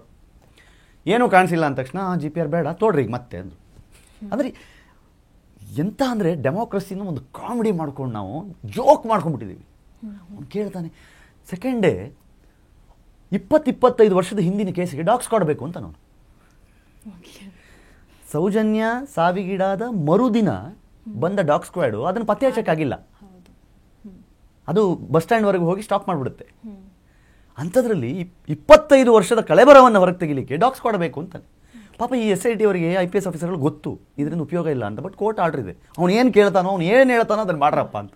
So dog squad ಬರುತ್ತೆ. Even they know that's A joke. GPR ಏನು ನಿಮ್ಮ ಪ್ರಕಾರ ಮುಸ್ಕುದವರಿಗೆ GPR ಬಗ್ಗೆ ಎಲ್ಲ ಗೊತ್ತಿದೆಯಾ? ಗ್ರೌಂಡ್ ಪೆನೆಟ್ರೇಟಿಂಗ್ ರಾಡಾರ್ ಬೇಕು ನನಗೆ ಅಂತ ಹೇಳ್ತಾನೆ ಅವನು. ಹೌದು, 3ರಿಂದ 4ನೇ ಕ್ಲಾಸ್ ತನಕ ಓದಿದಂತ ಹೆಂಗೆ ಅಲ್ವಾ? ನಾವು ಇದನ್ನೆಲ್ಲ ಯೋಚನೆ ಮಾಡಬೇಕು. ಆಮೇಲೆ ಪ್ರತಿದಿನ ಎಲ್ಲ ಮುಗಿದ ಮೇಲೆ ಎಲ್ಲಿ ಹೋಗ್ತಾನೆ ಈ ಮನುಷ್ಯ? ಯಾರ ಜೊತೆಗಿರ್ತಾನೆ ಈ ಮನುಷ್ಯ? SIT ಅವ್ರೇನು ವಶಕ್ಕೆ ಪಡೆದಿಲ್ಲ. SIT ಅವ್ರು ವಶಕ್ಕೆ ಪಡೆದಿಲ್ಲ. ಮುಗಿದ ಮೇಲೆ ಎಲ್ಲ ಒಂದು ಜಾಗಕ್ಕೆ ಹೋಗ್ಬೇಕಲ್ಲ, ಅದೆಲ್ಲಿ? ಅದು ಈಗ ಬರುತ್ತೆ. ದಿನೇಶ್ ಗುಂಡೂರಾವ್ ಅವರು ಹೇಳಿದ್ದಾರೆ, DK ಶಿವಕುಮಾರ್ ಅವರು ಹೇಳಿದ್ದಾರೆ, ಇದರ ಹಿಂದೆ ಯಾರ್ಯಾರಿದ್ದಾರೆ ನಮಗೆ ಗೊತ್ತಿದೆ. ಈಗೇನು ಮಾತಾಡಲ್ಲ, ಹೇಳ್ತೀನಿ ಅಂತ. ಈಗ ಶಿವತಾಂಡವ ರುದ್ರತಾಂಡವ ಎಲ್ಲ ಈಗ ಸ್ಟಾರ್ಟ್ ಆಗುತ್ತೆ. ಇಲ್ಲಿ ಮಹೇಶ್ ಶೆಟ್ಟಿ ತಿಮ್ಮರೋಡಿ ಅವರು ಹಿಂದೂ ಹೋರಾಟಗಾರ, ಬಹಳಷ್ಟು ಗುರುತಿಸ್ಕೊಂಡಂಥವ್ರು. ಅವರು SDPI ಜೊತೆಗೆ ಹೋಗೋದಕ್ಕೆ ಸಾಧ್ಯನಾ, ಅಥವಾ ಅವರು ಒಂದು ಧರ್ಮ ಕ್ಷೇತ್ರದ ವಿರುದ್ಧ ಹೋಗೋದಕ್ಕೆ ಸಾಧ್ಯನಾ? ಒಬ್ಬ ಹಿಂದೂ ಅಂತ ಅಷ್ಟು ಗುರುತಿಸ್ಕೊಂಡು SDPI ಓಟ್ ಕೇಳ್ತೀವಿ ಅಂತ ಕೇಳಿಲ್ವ ನೀವು? ನಾವು ಮುಂದೆ SDPI ಓಟ್ ಕೇಳ್ತೇವೆ ಅಂತ ಹೇಳಿದಾರೆ ಅವರು. ಮಾತಿನ ಭರದಲ್ಲಿ ಹೇಳಿರಬಹುದು. ಈ ಭರ ಇದೆಯಲ್ಲ, ಅವರಿಗೆ ಮಾತಿಗೆ ಬರ ಇಲ್ಲ, ಮಾತಿನ ಭರ ಅಲ್ಲ, ಮಾತಿಗೆ ಬರ ಇಲ್ಲ ಅವ್ರ ಹತ್ರ. ಅಷ್ಟು ಮಾತಾಡ್ತಾರೆ. ಎಷ್ಟು ಮಾತಾಡ್ಬಿಟ್ಟಿದ್ದಾರೆ ಅಂತಂದ್ರೆ, ಈಗ ಅವ್ನು ಯಾರೋ ಮುಸುಗುದಾರಿ ತೋಡ್ರೋ ಗುಂಡಿ ಅಲ್ಲ, ಇವ್ರುಗಳೇ ದಿನಾ ತೋಡ್ಕೊಂಡವ್ರು ಗುಂಡಿನ, ದಿನಾ ಒಂದೊಂದು ಗುಂಡಿ ತೋಡ್ಕೊಂಡವ್ರು ಇವ್ರುಗಳು. ಹೆಂಗೆ ಅಂದರೆ ಇವ್ರು ಕೊಟ್ಟಿರೋ ಒಂದೊಂದು ಸ್ಟೇಟ್ಮೆಂಟ್ಗಳನ್ನು ಹಿಂದೂ ಹೋರಾಟಗಾರ ಅಂತಾರೆ. ಒಂದಿನ RSSನ ಇದರ ರೂಪದಲ್ಲಿ ಕಾಣಿಸ್ಕೊಳ್ತಾರೆ, ಮಾರನೇ ದಿನ ಕೇಳಿದ್ರೆ SDPI ಓಟ್ ಹಾಕಿ ಅಂತ ಕೇಳ್ತೀವಿ ಅಂತಾರೆ. ನಂಗೆ ಅಷ್ಟು ಅರ್ಥನೇ ಆಗಲ್ಲ. ಅಂದರೆ ತನ್ನೆಲ್ಲ ಹೋರಾಟವನ್ನು ಬದಿಗಿಟ್ಟು ಹಿಂದೂ ಹೋರಾಟಗಾರ ಅಂತ ಕರೆಸ್ಕೊಂಡು ಇಷ್ಟು ವರ್ಷಗಳ ಕಾಲ ಅವ್ರು ಮಾಡಿದ ಎಲ್ಲ ಹೋರಾಟವನ್ನು ಬದಿಗಿಟ್ಟು ನನ್ನ ಟಾರ್ಗೆಟ್ ಏನಿದ್ರು ಸ್ಟ್ರೈಟ್ ಅವೇ ವೀರೇಂದ್ರ ಹೆಗ್ಡೆ ಅನ್ನೋದನ್ನು ಹಠಕ್ಕೆ ನಿಂತುಬಿಟ್ರೆ ಒಬ್ಬ ಮನುಷ್ಯ ಎಲ್ಲಿಯವರೆಗೂ ಹೋಗ್ಬೋದು, ಯಾವ ಹಂತಕ್ಕೆ ಬೇಕಾದರೂ ಹೋಗ್ಬೋದು ಅನ್ನೋದಕ್ಕೆ ಸಾಕ್ಷಿ ಮಹೇಶ್ ಶೆಟ್ಟಿ ತಿಮ್ಮರೋಡಿ ಅವರು. ಹೆಂಗೆ ಅವ್ರ ಜೊತೆಗಿರೋರಾದರೂ SDPI ಅವ್ರ ಜೊತೆಗೆ ಸ್ಟೇಜ್ ಹೆಂಗೆ ಶೇರ್ ಮಾಡ್ಕೋತಾರೆ ಅಂತ ನನಗೆ ಆಶ್ಚರ್ಯ ಆಗುತ್ತೆ. ಗೊತ್ತಿಲ್ವಾ SDPI ಅವರು ಏನೇನು ಮಾತಾಡಿದ್ರು? ನೋಡಿಲ್ವಾ ನಾವು? ಅಂದರೆ ಅವರು ನ್ಯಾಯಕ್ಕೋಸ್ಕರ ಒಗ್ಗೂಡಿದ್ದಾರೆ ಅಂತಂದ್ರೆ, ನ್ಯಾಯಕ್ಕೋಸ್ಕರ ಒಗ್ಗೂಡಿದ ಮೇಲೆ ಅದಕ್ಕೆ SDPI ಅವಶ್ಯಕತೆ ಇಲ್ಲ. ಅದಕ್ಕೆ ಯಾವುದೋ ಇನ್ನೊಂದು ಕಮ್ಯುನಿಸ್ಟರು ಬಂದು ಹೆಲ್ಪ್ ಮಾಡಬೇಕಾಗಿಲ್ಲ. ನ್ಯಾಯಕ್ಕೋಸ್ಕರ ಹೋರಾಡೋದಾದ್ರೆ 3 ಜನ, ಮಹೇಶ್ ಶೆಟ್ಟಿ ತಿಮ್ಮರೋಡಿ, ಗಿರೀಶ್ ಮಟ್ಟಣ್ಣನವರ್, ಮತ್ತು ಮಿಸ್ಟರ್ ಸಮೀರ್, ಮೊಹಮ್ಮದ್ ಸಮೀರ್, ಇವ್ರು 3 ಜನ ಹೋಗಿ ಅವ್ರ ಹತ್ರ ಇರೋ ಸಾಕ್ಷಿ ಕೊಟ್ಬಿಟ್ರೆ ಆಗೋಯ್ತು. ಯಾವ SDPI ಬೇಡ, ಯಾವಾಗ ಕಮ್ಯುನಿಸ್ಟ್ ಪಾರ್ಟಿನೂ ಬೇಡ, ಯಾವ ಫಂಡ್ಸು ಬೇಡ, ಏನು ಬೇಡ, 3 ಜನ ತಗೊಂಡೋಗಿ ನೋಡಿ ಸರ್ ಇದೆ ಹೊಸ ಸಾಕ್ಷಿ. ಅವತ್ತು ಚಂದಪ್ಪ ಗೌಡರು ಕೋರ್ಟಲ್ಲಿ ಚಾಲೆಂಜ್ ಮಾಡಿದ್ರು ಇದನ್ನು ರೀಓಪನ್ ಮಾಡಿ ಅಂತ. ಅವತ್ತೇನು ಹೇಳಿದ್ರಿ, ಪೂರಕ ಸಾಕ್ಷಿಗಳು ಅಥವಾ ಅಡಿಷ್ನಲ್ ಪ್ರೂಫ್ಸ್ ಏನಾದರೂ ಇದ್ದರೆ ತೊಗೊಂಬನ್ನಿ ಅಂತ ಹೇಳಿದ್ರಲ್ಲ. ಈಗ ನಮ್ಮ ಹತ್ರ ಇದೆ, ಓಪನ್ ಮಾಡಿ ಅಂತ. CID ಅವರು ಇನ್ವೆಸ್ಟಿಗೇಟ್ ಮಾಡಬೇಕಾದ್ರೆ ಇದೇ ರುದ್ರಮುನಿ ಅವರು ತಿಮ್ಮರೋಡಿ ಅವರ ಮನೆಗೆ ಹೋಗಿ ಅವರಿಗೆ ನಿಮ್ಮ ಹತ್ರ ಇರುವ ಸಾಕ್ಷಿಗಳನ್ನು, ನಿಮ್ಮ ಹತ್ರ ಇರುವ ದಾಖಲೆಗಳನ್ನು 10 ದಿನಗಳ ಒಳಗೆ ಕೊಡಬೇಕು ಅಂತ ಕೇಳಿದ್ದಾರೆ. 10 ದಿನ, 20 ದಿನ, 30 ದಿನ ಬರಲೇ ಇಲ್ಲ. ಆಮೇಲೆ ಏನು ಬರೆದ್ರು, ಅವ್ರ ಹತ್ರ ಇಲ್ಲ ಅಂತಲೇ ಬರೆದ್ರು. ಯಾಕೆ ಕೊಡಲಿಲ್ಲ? ಸೌಜನ್ಯ ಕೇಸ್ನಲ್ಲಿ ನ್ಯಾಯ ಕೊಡಿಸುವುದಾಗಿದ್ದರೆ CID ರುದ್ರಮುನಿ ಅವರು, ಇನ್ವೆಸ್ಟಿಗೇಷನ್ ಆಫೀಸರ್ ರುದ್ರಮುನಿ ಅವರು ತಿಮ್ಮರೋಡಿ ಅವರ ಮನೆಗೆ ಹೋಗಿ ನಿಮ್ಮ ಹತ್ರ ಇರುವ ದಾಖಲೆಗಳನ್ನು, ನಿಮ್ಮ ಹತ್ರ ಇರುವ ಸಾಕ್ಷಿಗಳನ್ನು ಕೊಡಿ ಅಂದಾಗ ಯಾಕೆ ಕೊಡಲಿಲ್ಲ CIDಗೆ? ಅಂದರೆ ಇವರು ಸೌಜನ್ಯಗೆ ಅನ್ಯಾಯ ಮಾಡಿದ್ರು ತಾನೆ. ಸೌಜನ್ಯಗೆ ಅನ್ಯಾಯ ಮಾಡಿದ್ರು ಅಂತ ತಿಳ್ಕೊಳ್ಳೋಣ, ಅಥವಾ ಇವರು ಸಾಕ್ಷಿ ಇದೆ ಅಂತ ಸುಳ್ಳು ಹೇಳಿದ್ರು ಅಂತ ಅನ್ಕೊಳ್ಳೋಣ. ಎರಡರಲ್ಲಿ ಯಾವ್ದು ತಗೊಳ್ಳೋಣ? ಸಾಕ್ಷಿ ಇದೆ ಅಂತ ಇವರು ಎಷ್ಟು ಕಾನ್ಫಿಡೆಂಟಾಗಿ ಹೇಳ್ತಾ ಇದ್ದಾರೆ. ಸಾಕ್ಷಿ ಇದೆ ಅಂತ ಕಾನ್ಫಿಡೆಂಟ್. ಯಾರಾದರೂ ಇದರ ವಿರುದ್ಧವಾಗಿ ಬಂದರೆ ಅವ್ರ ಮನೆಗೆ ನುಗ್ಗಿ ಹೊಡಿತೀವಿ ಅಂತಾರೆ. ನಾವೇನು ಕೇಳ್ತಾ ಇದ್ದೀವಿ? ಇವರು ನಾವು ಸೌಜನ್ಯ ಪರನೇ. ಯಾಕೆ ದೇವಸ್ಥಾನದ ಪರವಿದ್ದು ಸೌಜನ್ಯ ಪರ ಇರೋಕ್ಕಾಗಲ್ವಾ? ನೀವು ಅವ್ರು ರಾಂಗ್ ಅಂತ ಪ್ರೂವ್ ಮಾಡಿ. ಅವತ್ತು ನಾವು ದೇವಸ್ಥಾನದ ಪರ ಇಲ್ಲ, ಅವಾಗ ಬರೀ ಸೌಜನ್ಯ ಪರ. ನೀವು ಬರೀ ಇಲ್ಲಿ ಕೂತ್ಕೊಂಡು ಆರೋಪ ಮಾಡಿ ಅವ್ರು ತಪ್ಪು ಅಂದ್ರೆ ಆಗಲ್ಲ. AI ವಿಡಿಯೋ ಮಾಡಿದ್ರಿ, ನಾನು ಎಲ್ರಿಗೂ ಹೇಳ್ತೀನಿ, ಮತ್ತೆ ನಿಮ್ಮ ವೇದಿಕೆಯಲ್ಲಿ ಮತ್ತೆ ಹೇಳ್ತೀನಿ. AI ವಿಡಿಯೋ 37 ನಿಮಿಷದ ವಿಡಿಯೋ ನೋಡಿದ್ರಿ, 10 ಸೆಕೆಂಡ್ ಡಿಸ್ಕ್ಲೇಮರ್ ನೋಡೋಕ್ಕಾಗಿಲ್ವ ನಿಮಗೆ? 10 ಸೆಕೆಂಡ್ ಡಿಸ್ಕ್ಲೇಮರಲ್ಲಿ ಕ್ಲಿಯರಾಗಿ ಬರ್ದಿದ್ದೇನೆ, ನಾನು ಯಾವುದೇ ವಿಟ್ನೆಸ್ಸನ್ನು ಮಾತಾಡಿಸಿಲ್ಲ, ಯಾವುದೇ ಸಾಕ್ಷಿಯನ್ನು ಮಾತಾಡಿಸಿಲ್ಲ, ಯಾವುದೇ ಲೀಗಲ್ ಒಪಿನಿಯನ್ ತೊಗೊಂಡಿಲ್ಲ. ಜನ ಏನೇನು ಮಾತಾಡ್ತಾ ಇದ್ದಾರೋ, ಏನೇನು ಊಹಾಪೋಹ ಕೇಳ್ತಾ ಇದೆಯೋ ಅದನ್ನೆಲ್ಲ ಸೇರಿಸಿ ಒಂದು AI ವಿಡಿಯೋ ಮಾಡಿ ಜನಕ್ಕೆ ಬಿಟ್ಟಿದ್ದೀನಿ, ಡಿಸ್ಕಸ್ ಮಾಡಿರಿ ಅಂತ. 37 ನಿಮಿಷ ನೋಡಿದ್ರು 5 ಸೆಕೆಂಡ್ ಇಂಗ್ಲೀಷಲ್ಲಿ. ಅವನೆಂಥ ಬುದ್ಧಿವಂತ ಅಂತಂದರೆ ಇಡೀ ವಿಡಿಯೋದಲ್ಲಿ ಒಳ್ಳೆ ಎಮೋಷ್ನಲ್ ಮ್ಯೂಸಿಕ್ ಹಾಕಿ, ಹಾಕಿ ಫುಲ್ಲು ಜನರನ್ನು ಬೆಪ್ಪು ಮಾಡಿ ಇದನ್ನು ಮಾತ್ರ ಇಂಗ್ಲೀಷಲ್ಲಿ ಸಣ್ಣದಾಗಿ ಒಂದು 5 ಸೆಕೆಂಡ್ ಹಾಕ್ಬಿಟ್ಟು ಬಿಟ್ಬಿಟ್ಟ. ಕ್ಲಿಯರಾಗಿ ಹೇಳ್ತಾನೆ ಇದೊಂದು ಕಾಲ್ಪನಿಕ ಕತೆ ಅಂತ ಅವ್ನು ಸ್ಟಾರ್ಟಿಂಗಲ್ಲಿ ಹೇಳ್ಬಿಡ್ತಾನೆ, ಡಿಸ್ಕ್ಲೇಮರಲ್ಲಿ ಹೇಳ್ಬಿಡ್ತಾನೆ ಅವನು. ಬಟ್ ನಾವು ಡಿಸ್ಕ್ಲೇಮರ್ ನೋಡಲ್ಲ, ವಿಡಿಯೋ ನೋಡ್ಬಿಡ್ತೀವಿ. ನಾನು ಯಾವಾಗಲೂ ಹೇಳ್ತೀನಿ, ಸಿನಿಮಾದಲ್ಲಿ ಗೊತ್ತವರಿಗೆ ಅವನು ಆ್ಯಕ್ಟ್ ಮಾಡ್ತಾ ಇದ್ದಾನೆ, ಇವಳು ಆ್ಯಕ್ಟ್ ಮಾಡ್ತೀಯಾಳೆ ಅಂತಂದರೆ ಒಂದು ಎಮೋಷನಲ್ ಸೀನ್ ಬಿಟ್ಬಿಟ್ರೆ ನಮ್ಮ ಕಣ್ಣಲ್ಲಿ ಇರ್ತದೆ. ಅಂಥ ಜನ ನಾವು, ನಮ್ಮ ಎಮೋಷನ್ಸ್ ಇಂಡಿಯನ್ ಎಮೋಷನ್ಸ್. ಅಂಥದ್ರಲ್ಲಿ ಇಲ್ಲಿ ಬಂದು ಸಾವಿರಾರು ಅಂದುಬಿಟ್ರೆ ಅಯ್ಯೋ ದೇವಾ ಸಮೀರಾ ರೋಮಾಂಚನ ಕಣೋ. ಅಷ್ಟೇ ಜನ ನಾನು ಹೇಳ್ತೀನಿ. ಇವತ್ತು ನಾವು ಅವರಿಗೆ ನೀನು ಉಲ್ಟಾ ಇದೆಯಾ, ನೀನು ಹಂಗಿದೆಯಾ ಹಿಂಗಿದೆಯಾ ಅಂತ ಕಾಣಿಸ್ಬೋದು. Just wait and watch. ಇದೇ ಜನ ನಾನು ಹೇಳ್ತೀನಿ, ಇವತ್ತು 2,500 ಸ್ಕ್ರೀನ್ಶಾಟ್ ಅಲ್ಲ, ನನಗೆ ಯಾರ್ಯಾರು ನಮ್ಮ ವಿರುದ್ಧ ಮಾತಾಡಿದ್ರು ಅವರು ಪ್ರತಿಯೊಬ್ಬರೂ ಸಹಿತ ಇಲ್ಲ ಕೀರ್ತಿ ನೀನು ಕರೆಕ್ಟಾಗಿ ಮಾತಾಡಿದ್ದೆ ಅವತ್ತು ಅಂತ ಹೇಳುವ ದಿನ ಬಂದೇ ಬರುತ್ತೆ. ಅದೇ ಗ್ಯಾರಂಟಿ ಮೇಲೆ ಅದೇ ಆ ದಿನಕ್ಕೋಸ್ಕರ ನಾವು ಇವತ್ತಿನ ದಿನ ಇದನ್ನು ಮಾಡ್ತಾಯಿದ್ದೀವಿ ಅಷ್ಟೇ. ಆ ದಿನಕ್ಕೋಸ್ಕರ ಮಾಡ್ತಾಯಿದ್ದೀವಿ. ಮಾಡಿದ್ರಲ್ಲ ಆರೋಪ ಮಾಡಿದ್ರಲ್ಲ. ಧರ್ಮಸ್ಥಳ ಅಂದರೆ ಮಂಜುನಾಥ ಸ್ವಾಮಿ ಫೋಟೋ ಬರ್ತಾ ಇರ್ತೀರಿ ಗೂಗಲಲ್ಲಿ ನೋಡಿದ್ರೆ, ಇವತ್ತು ಬುರ್ಡೆ ಬರುತ್ತೆ. ಇವ್ರು ಕೇಳಿದ್ರೆ ಹೇಳ್ತಾರೆ ನಾವು ದೇವಸ್ಥಾನಕ್ಕೆ ಏನು ಅಪವಾದ ಮಾಡಿಲ್ಲ ಅಂತಾರೆ. ಹಾಂ, ಅಲ್ ಜಜೀರಾ ಯಾರು ಕೊಟ್ಟರು ಕಾಂಟ್ಯಾಕ್ಟು? BBC ಯಾರು ಕೊಟ್ಟರು ಕಾಂಟ್ಯಾಕ್ಟು? ಹೆಂಗೆ ನಮ್ಮ ದೇವಸ್ಥಾನ ಒಂದು ಸಮಾಧಿ ಅಂತ ಕರೀತಾರಲ್ಲ, ಯಾವ ಆಧಾರದ ಮೇಲೆ? ಸುಳ್ಳುಗಳ ಮೇಲೆ ಸುಳ್ಳು. ಒಂದು ಎಮೋಷ್ನಲಿ ಮನುಷ್ಯನನ್ನು ಕಟ್ಟಾಕಬೇಕು ಅಂತ ಹೇಳಿ ಅನನ್ಯ ಭಟ್ ಅಂತ ಒಂದು ಕೇಸ್ ತಂದರು. ಆ ತಾಯಿಯ ಕಣ್ಣೀರಿಗೆ ಬೆಲೆ ಇಲ್ವಾ ಅನ್ನುವಂಥ ಪ್ರಶ್ನೆಗಳು ಕೂಡ ಬರುತ್ತೆ. ಈಗ ಪಾಪ ಆ ತಾಯಿ ಮೊನ್ನೆ ತನಕ, ಈಗ ಅವರು ಸ್ವತಃ ನಾನು ತಾಯಿನೇ ಅಲ್ಲ ಅಂತ 2003ರಲ್ಲಿ ಕಮಲಾವಾಣಿ ಅಂತ ರಿಪ್ಪನ್ಪೇಟೆ ಒಂದು ಪತ್ರಿಕೆಯಲ್ಲಿ ಬಂದ ಲೇಖನದಲ್ಲಿ ಸ್ಪಷ್ಟವಾಗಿ ಹೇಳಿದ್ದಾರೆ, ಮಕ್ಕಳಿಲ್ಲದ ದಂಪತಿಗಳಿಗೆ ನಾಯಿಗಳೇ ಶ್ವಾನಗಳೇ ಮಕ್ಕಳು ಅಂತ. 2000 ಅದೇ ವರ್ಷ 2003 ನವೆಂಬರಲ್ಲಿ ಬಂದಿರೋ ಪಬ್ಲಿಷ್ ಆಗಿರೋದು ಆರ್ಟಿಕಲ್ ಅದು. ಆಯಿತು, 2003ರಲ್ಲಿ ನನ್ನ ಮಗಳು ಧರ್ಮಸ್ಥಳಕ್ಕೆ ಬಂದಾಗ ಅಂತಂದರೆ ಇನ್ನು ನವೆಂಬರ್ ಆಗಿದ್ದರೆ ಅಲ್ಲಿ ತನಕ ಮಕ್ಕಳಿಲ್ಲ ಅಂತ ಆಯಿತು. ಇನ್ನು 1 ತಿಂಗಳಲ್ಲಿ 19 ವರ್ಷದ ಮಗಳು ಹೆಂಗೆ ಬಂದ್ಲು ಅಂತ ನನಗೆ. ಡಿಸೆಂಬರಲ್ಲಿ 19 ವರ್ಷದ ಮಗಳು ಹೆಂಗೆ ಬರೋಕ್ಕೆ ಸಾಧ್ಯ? ನಾನು ಹೇಳ್ತಾ ಇರೋದು, ಈಗ ಅವ್ರ ಭಾವ ಬಂದರು ಬಿಡಿ, ಅದು ಫ್ಯಾಮಿಲಿ ಏನೋ ಇದರಲ್ಲಿ ಹೇಳಿರ್ಬೋದು, ಅದೇನೋ ಅನ್ಕೊಂಬಿಡೋಣ. ಬಟ್ ಆದರೆ ಒಂದು ಟೈಮ್ ಲೈನ್ ನೋಡಿ, 1988 ಒಂದು ಫೋಟೋ ಕೊಡ್ತಾರೆ ಅವರು. 1988ರಲ್ಲಿ ಸುಜಾತ ಅವ್ರ ಜೊತೆಗೆ ಇರುವಂತಹ ಮಹಾಬಲೇಶ್ವರ ಜೊತೆ ಇರುವಂಥ ಫೋಟೋ ಇದೆ. 1988ರಲ್ಲಿ ಮದುವೆ ಆಗಿಲ್ಲ ಆಕೆಗೆ. ಹಾಗಾದರೆ 2003ರಲ್ಲಿ 19 ವರ್ಷದ ಮಗಳು ಬರಲಿಕ್ಕೆ ಹೇಗೆ ಸಾಧ್ಯ? ಕಾಮನ್ ಸೆನ್ಸ್, ಲಾಜಿಕ್, ಇನ್ನೇನು ಬೇಡ ಇಲ್ಲಿ. ಇಲ್ಲೇನು ದೊಡ್ಡ ಸೈನ್ಸ್ ಏನು ಸಾಧಿಸ್ಬಿಡೋದು, ಏನು ರಾಕೆಟ್ ಸೈನ್ಸ್ ಎಲ್ಲ ಏನಿಲ್ಲ. 88ರಲ್ಲಿ ಓಕೆ, 88, 12, 15 ವರ್ಷ ಆಯಿತು. 15 ವರ್ಷಕ್ಕೆ MBBS ಫಸ್ಟ್ ಇಯರ್ ಬರೋಕ್ಕಾಗಲ್ಲ. 88ಕ್ಕೆ ಆದ್ರೂ ಮಗು. ಕರೆಕ್ಟ್. ಮತ್ತೆ 2003 ಆರ್ಟಿಕಲಲ್ಲಿ ತುಂಬ ಸ್ಪಷ್ಟವಾಗಿ ಹೇಳ್ತೀರಾ, ಮಕ್ಕಳಿಲ್ಲದ ದಂಪತಿಗಳಿಗೆ ಪ್ರಭಾಕರ್ ಬಾಳಿಗ ಅಂತ ಅವ್ರ ಹೆಸರು, ರಿಪ್ಪನ್ಪೇಟೆಯಲ್ಲಿ. ಅವ್ರ ಮನೇಲಿ ಅವ್ರ ತಾಯಿಯನ್ನು ನೋಡ್ಕೋಬೇಕು ಅಂತ ಬಂದಿದ್ರು ಇವರು. ಅವ್ರ ತಾಯಿ ಬಂದ 15-20 ದಿನ ತೀರೋದ್ರು. ನಂತರ ಅವ್ರು ಅಲ್ಲೇ ಇತ್ತು. ಆಯಿತು, ಅವ್ರಿಗೆ ಅದಕ್ಕೆ ಮುಂಚೆ ಒಂದು ಮದುವೆ ಆಗಿತ್ತಂತೆ, ಅವ್ರು ಕುಂದಾಪುರದಲ್ಲೆಲ್ಲೋ ಇದ್ದಾರಂತೆ, ಅದು ಅವರು ಅಲ್ಲಿ ಲೋಕಲ್ಸ್ ಹೇಳ್ತಾರೆ, ಅದು ಪರ್ಸ್ನಲ್, ನಮ್ಗೆ ಬೇಡ. ಬಟ್ ಆದರೆ ಇಲ್ಲದ ಅನನ್ಯ ಭಟ್ನ ಸೃಷ್ಟಿ ಮಾಡಿ ಆ ಅನನ್ಯ ಭಟ್ ಸುತ್ತ ಇಷ್ಟೆಲ್ಲ ಕತೆಗಳು ಹೇಳಿ ನಾವೇನು ಕೇಳಿದ್ವಿ ಡೇ ಒನ್ನಿಂದ? ಹೌದಾ ಅನನ್ಯ ಭಟ್ ಮಿಸ್ ಆಗಿದ್ದಾಳ, ಒಂದು ಫೋಟೋ ಕೊಡಿ, ಕೊಟ್ಟಿಲ್ಲ. ಒಂದು ಫೋಟೋ ಕೊಡಿ, ಕೊಡಲಿಲ್ಲ. ಒಂದು ಫೋಟೋ ಕೊಟ್ಟಿದ್ರೆ ಮುಗಿದೋಗಿತ್ತಲ್ಲ. ಫೋಟೋ ಇಲ್ಲಪ್ಪ, ಇದ್ದಿದ್ದೇ ಒಂದು ಫೋಟೋ, ಲಾಸ್ಟು ಅದನ್ನ ಯಾರೋ ಕಿತ್ಕೊಂಡ್ಬಿಟ್ರು ಧರ್ಮಸ್ಥಳದಲ್ಲಿ ವಾಡಿದ್ರು ಅಂತಂದ್ರು. ಸರಿ, PUC ಡಾಕ್ಯುಮೆಂಟ್ ಕೊಡಿ, ಬೆಂಕಿ ಹತ್ಕೊಳ್ತು ಅಂತ. ಆಯ್ತು, ಮನೇಲಿ ಬೆಂಕಿ ಹತ್ಕೋತು, ಬೋರ್ಡ್ಗೆ ಹತ್ತಿಲ್ಲಲ್ಲ. ಸೆಕೆಂಡ್ PUC ಅಡ್ಮಿಷನ್ ಮಾಡಿಸ್ಬೇಕಾದ್ರೆ ಒಂದು ಕಾಲೇಜಿಗೆ ಅಪ್ಲಿಕೇಶನ್ ಮೇಲ್ಗಡೆ ಒಂದು ಫೋಟೋ ಹಾಕಿ ಸೈನ್ ಮಾಡಿ ಕೊಡಬೇಕಲ್ಲ ಅಪ್ಲಿಕೇಶನ್, ಅದಕ್ಕೆ ಬೆಂಕಿ ಬಿದ್ದಿಲ್ಲಲ್ಲ. MBBS ಅಡ್ಮಿಷನ್ ಮಾಡಬೇಕಾದ್ರೆ ಕಸ್ತೂರಿಬಾ ಮೆಡಿಕಲ್ ಕಾಲೇಜಿನಲ್ಲಿ ಈಗೆಲ್ಲ ತೆಗೆದು ಬಂದು ನೋಡಿದ್ರೆ ಸುತ್ತಮುತ್ತಲು 7 ವರ್ಷದಲ್ಲಿ ಅನನ್ಯ ಭಟ್ ಹೆಸರಿನ ಯಾವುದೇ ವ್ಯಕ್ತಿ ಇರಲಿಲ್ಲ ಅಂತ ಏನು ಬರ್ತಾ ಇದೆಯಲ್ಲ.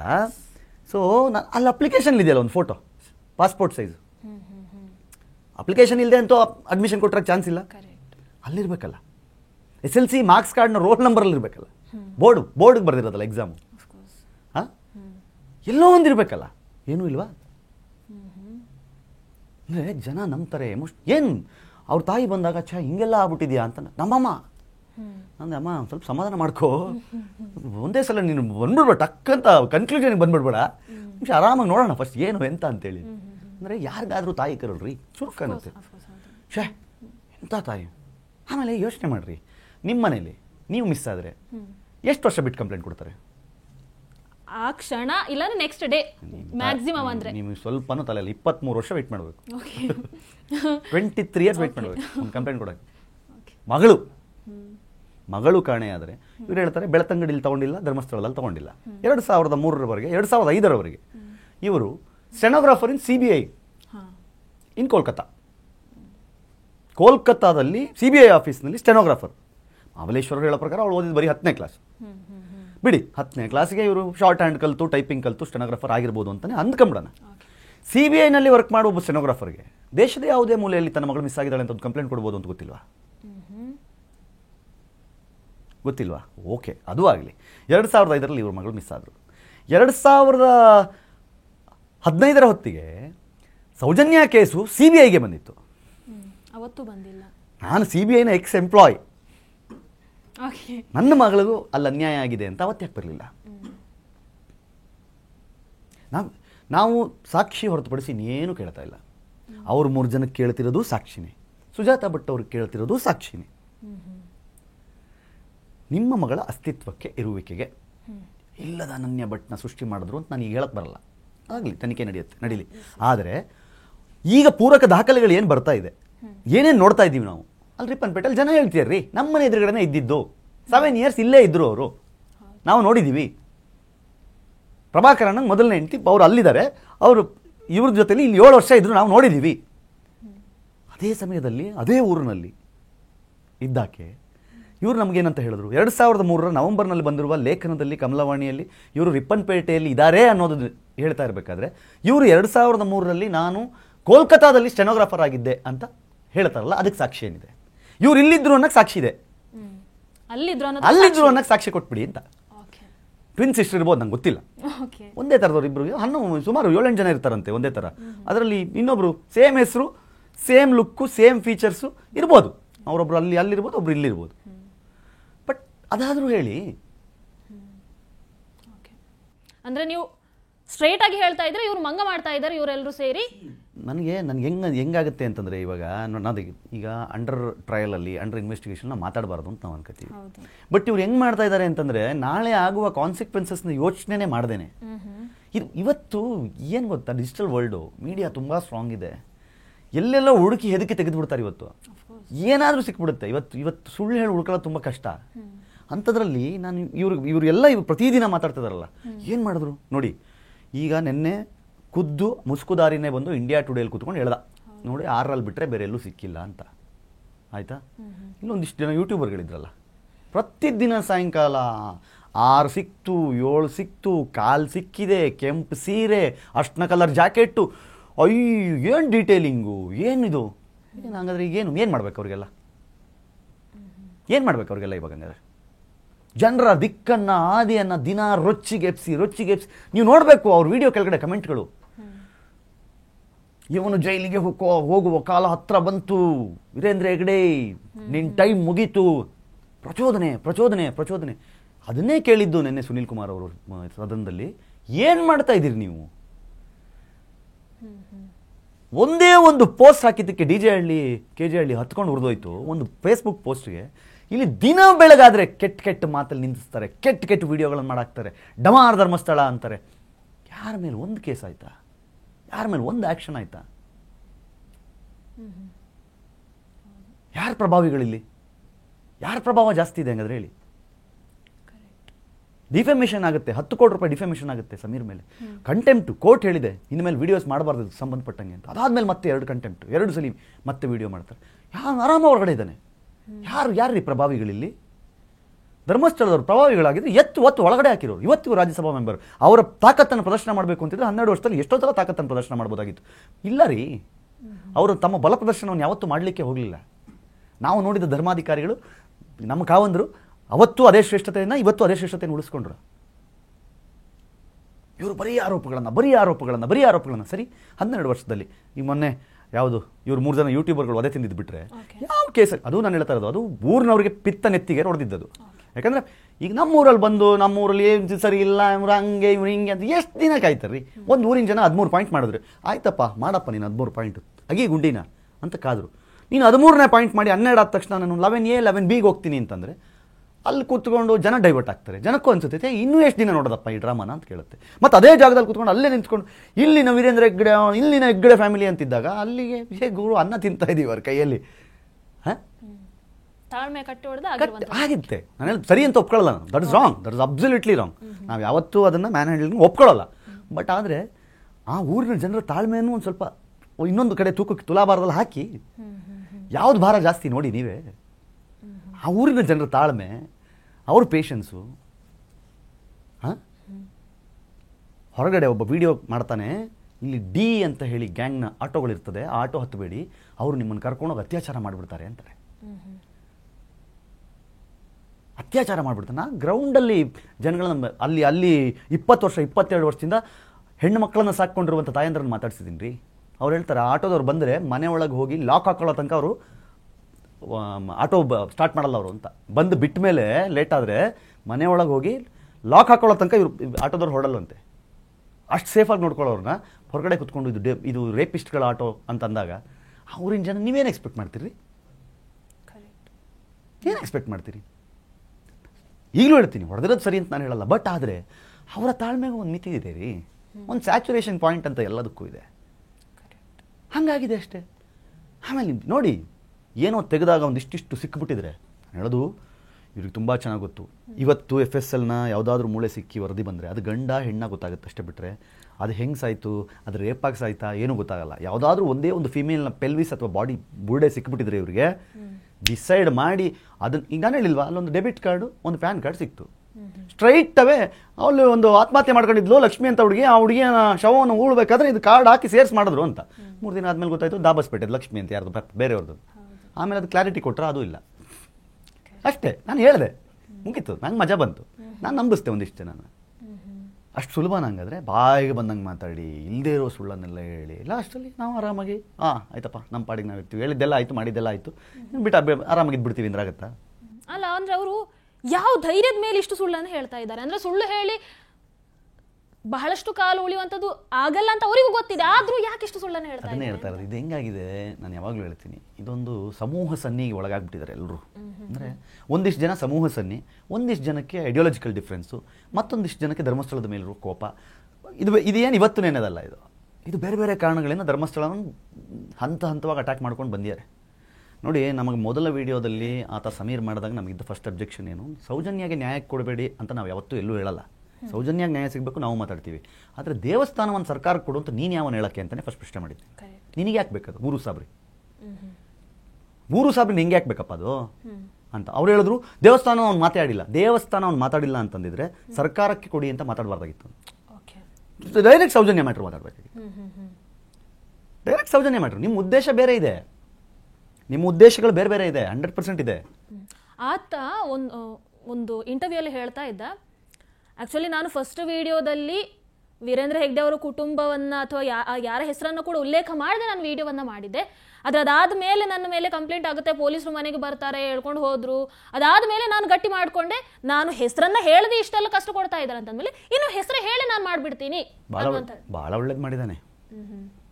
ನಾನು ಒಂದೇ ಹೇಳ್ತಾ ಇದ್ದೆ, ಭಾಳ ಹೆಸರು ಹೇಳಿ ಸಾಧಿಸಿ ಬಿಟ್ಟೆ ಅಂತ ಇದ್ದಾನಲ್ಲ, ಇವಾಗ ಮುಂದೆ ಗೊತ್ತಾಗತ್ತೆ. ಈಗ ಹೆಸರು ಹೇಳಬೇಕು. ಈಗ ಕೋರ್ಟಲ್ಲಿ ನಿಂತುಕೊಂಡು ಅಥವಾ SIT ಅಧಿಕಾರಿಗಳು ಕರೆದಾಗ, ಇಲ್ಲ ಸರ್ ಅದೊಂದು ಇಮ್ಯಾಜಿನರಿ ಸ್ಟೋರಿ ಅಂತ ಹೇಳಬೇಕು, ಅಥವಾ ಅವನು ಹೇಳಿರೋ ಅಷ್ಟಕ್ಕೂ ಸಾಕ್ಷಿಗಳನ್ನು ಕೊಡಬೇಕು. ನನ್ನ ಪ್ರಕಾರ ಮಟ್ಟಣ್ಣನವರು ಮತ್ತು ತಿಮ್ರೋಡಿಯವರು ಎಲ್ಲ ಇದೇ ಅಂತೇಳಿ ಸಮೀರನ್ನ ಅರ್ಕೆ ಕುರಿ ಮಾಡಿಬಿಟ್ಟಿದ್ದಾರೆ. ಕುರಿ ಕೊಬ್ದು 3ನೇ ವಿಡಿಯೋಗೆ ಕಡಿಯೋಕ್ಕೆ ರೆಡಿ ಮಾಡಿಬಿಟ್ಟವ್ರಪ್ಪ. ಈಗ ಏನು ಮಾಡ್ತೀರ? ಏನು ಮಾಡ್ತಾನೆ ಅವನೆಲ್ಲೋ ವಿಡಿಯೋ ಮಾಡಿಕೊಂಡು ಯಾವುದೋ ಬೆಟ್ಟಿಂಗ್ ಪ್ರಮೋಷನ್ ಮಾಡಿಕೊಂಡು ದೇವ್ದ ಸ್ಟೋರಿ ಹೇಳ್ಕೊಂಡಿದ್ದ. ಇವನು ಯಾರೋ ಕತೆ ಚೆನ್ನಾಗಿ ಹೇಳ್ತಾನೆ ಅಂತ ಹಿಡ್ದು ಹೇಳ್ಕೊಂಬಂದರು. ಕತೆ ಹೇಳ್ದ, ಹೆಸರೇ ಹೇಳ್ಬಿಟ್ಟ ಲಾಸ್ಟಿಗೆ.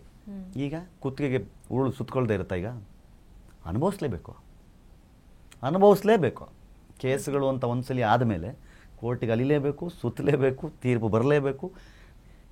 ಇವತ್ತಲ್ಲ ನಾಳೆ ಆ ವಿಡಿಯೋಗೆ ಆ ಮನುಷ್ಯ ಜಸ್ಟಿಫೈ ಮಾಡಲೇಬೇಕು ಕೋರ್ಟ್ ಎದುರುಗಡೆ. Must and should. ಟ್ರಯಲ್ಲು 2 ವರ್ಷ 3 ವರ್ಷ 5 ವರ್ಷ ಆಗ್ಬೋದೇನೋ, ಬಟ್ ಅವನು ತಪ್ಪಿಸ್ಕೊಳ್ಳೋಕ್ಕೆ ಸಾಧ್ಯನೇ ಇಲ್ಲ. ಧರ್ಮಸ್ಥಳದ ವಿರುದ್ಧ ಮಾತನಾಡಿದ್ದ 2025ರಲ್ಲಿ ಮಾತನಾಡಿದ್ದ ಸಮೀರ್ಗೆ ಜೈಲು ಶಿಕ್ಷೆ ಅಂತ 2031ಕ್ಕೋ 32ಕ್ಕೋ ನೋಡ್ತೀವಿ. ಯಾಕಂದರೆ ಸಾಕ್ಷಿ ಕೊಡಬೇಕು. ಈಗ ನಾನು ಏನೇನು ಮಾತಾಡ್ತಾ ಇದ್ದೀನಿ ಇಲ್ಲಿ ತನಕ ಎಲ್ಲದಕ್ಕೂ ಸಾಕ್ಷಿ ಇಟ್ಕೊಂಡು ಮಾತಾಡ್ತಾ ಇದ್ದೀನಿ. ನೀವು ಏನಾನ ಕೇಳಿ, ನನಗೆ ಏನಾನ ಕೇಳಿ, ಎಲ್ಲದಕ್ಕೂ ಪೇಪರ್ಸ್ ಕೊಡ್ತೀನಿ. ನಾನು ಎಲ್ಲದಕ್ಕೂ ಪೇಪರ್ಸ್ ಕೊಡ್ತೀನಿ, on documents and legal medical ಏನು ಬೇಕಾದ್ರೆ ಕೇಳಿ. ಅವ್ರು ಇಲ್ಲಿ ತನಕ ಮಾತಾಡೋದಕ್ಕೆ ಒಂದಕ್ಕೂ ಪೇಪರ್ಸ್ ಇಲ್ಲ. ಆಮೇಲೆ ನಂಬರ್ಸ್, ಸುಳ್ಳು ಹೇಳುವಾಗ ನಂಬರ್ಸ್ ಹೆಂಗೆ ವ್ಯತ್ಯಾಸ ಆಗುತ್ತೆ ಅಂತಂದರೆ, ಭೀಮ ಬಂದ ನಾನು 300-400 ಹೆಣ ಹುಟ್ಟಿದ್ದೀನಿ ಅಂತ, ಗಿರೀಶ್ ಮಟ್ಟಣ್ಣನವ್ರು ಹೇಳಿದ್ರು 400-500 ಹೆಣ ಹುಟ್ಟಿದ್ದಾರೆ ಅಂತ. ಇವನಂತೂ ವಿಡಿಯೋಲಿ ಸಾವಿರಾರು ಹೆಣ್ಣು ಮಕ್ಕಳು ಅಂದ್ಬಿಟ್ಟು ಹಿಂಗೆಲ್ಲ ಮಾಡ್ದ. ಎಲ್ಲಿ ಸಾವಿರಾರು 20 ಅಡಿ ಆಳ ತೊಡೋದು ನಿಮಗಲ್ಲಿ. ನಾಯಿ ಮೂಳೆನೂ ಸಿಗ್ತಾ ಇಲ್ಲ ಅಲ್ಲಿ ನಿಮಗೆ. ಆಮೇಲೆ ಅದು ಸೌಜನ್ಯ ವಿಚಾರವಾಗಿ ಅದು ಒಂದಷ್ಟು ಮಂದಿ ಯಾರು ಪರವಾಗಿ ಮಾತಾಡ್ತಾ ಇದ್ರು, ಒಂದಷ್ಟು ಯೂಟ್ಯೂಬರ್ಸ್ಗಳಿಗೆ ಒಂದು ಪೆನ್ ಡ್ರೈವ್, ಒಂದಿಷ್ಟು ಡಾಕ್ಯುಮೆಂಟ್ಸ್ ಅನ್ನೆಲ್ಲ ಕೊಟ್ಟು ಕಳಿಸಿದಾರಲ್ವಾ, ಅದು ಏನು ಹಾಗಾದ್ರೆ? ಎಂತ ಅಲ್ಲಾಗಿರುವ ಟೋಟಲ್ ಡೆತ್ಸ್ದು ರಿಪೋರ್ಟ್ಸು, ಅಲ್ಲಾಗಿರುವ ಡೆತ್ಗಳ ರಿಪೋರ್ಟ್. ಈಗ ಒಂದು ಶ್ರದ್ಧಾ ಕೇಂದ್ರ, ಅದರಲ್ಲೂ ಶಿವನ ಟೆಂಪಲ್, ನಾವು ಕೇಳಿದ್ದೀವಿ, ನಮ್ಮ ಹಿಂದೂಗಳಲ್ಲಿ ಹೇಳ್ತಾರೆ ಶಿವನ ಪಾದ ಸೇರ್ಕೊಂಡ್ಬಿಟ್ಟ ಅಂತ. ಅಂದರೆ ಶಿವನ ಬಳಿ ಹೋಗಿ ಪ್ರಾಣ ಬಿಟ್ಟರೆ, ಕಾಶಿಯಲ್ಲೂ ಅಷ್ಟೇ ವಿಶ್ವೇಶ್ವರನ ಹತ್ರ ಹೋದರೆ ಈಗ 2024ರಲ್ಲಿ ಅರೌಂಡ್ ಒಂದು 2000 ಕೇಸಸ್ ಇದೆ ಅಂತ ಹೇಳ್ತಾರೆ ಕಾಶಿಯಲ್ಲಿ ವಿಶ್ವನಾಥನ ಹತ್ರ. ಸೊ ಹಾಗೆ ಧರ್ಮಸ್ಥಳದಲ್ಲೂ ಸಹಿತ 1988ರಿಂದ 2025ರವರೆಗೆ 267 UDR ಇರುವಂತಹ ರಿಜಿಸ್ಟರ್ಡ್ ಕೇಸಸ್, ಅನಾಥ ಶವಗಳು ಅಲ್ಲಿ ಹೂತಾಕಿದ್ದಾರೆ. ಅದನ್ನು ಮಹಾಬಲ್ ಶೆಟ್ಟರು ಮೆನ್ಷನ್ ಮಾಡಿದ್ದಾರೆ. ನಾನೇ ಒಂದು 70 ಪೋಸ್ಟ್ ಮಾರ್ಟಮ್ಸ್ ಮಾಡಿದ್ದೀನಿ ಆ ಭಾಗದಲ್ಲಿ ಅಂತ. 267 ರಿಜಿಸ್ಟರ್ಡ್ ಇದೆ, ರಿಜಿಸ್ಟರ್ಡ್ UDR ಆಗಿರೋದಿದೆ.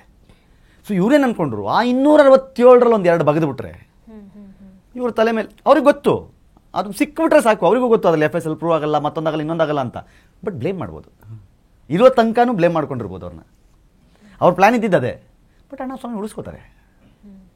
ಅಣ್ಣಪ್ಪ ಸ್ವಾಮಿ ಅವ್ರ ಕ್ಷೇತ್ರವನ್ನು ಅವ್ರು ಕಾಪಾಡ್ಕೊಳ್ಳೋಕ್ಕೆ ನೋಡಿ,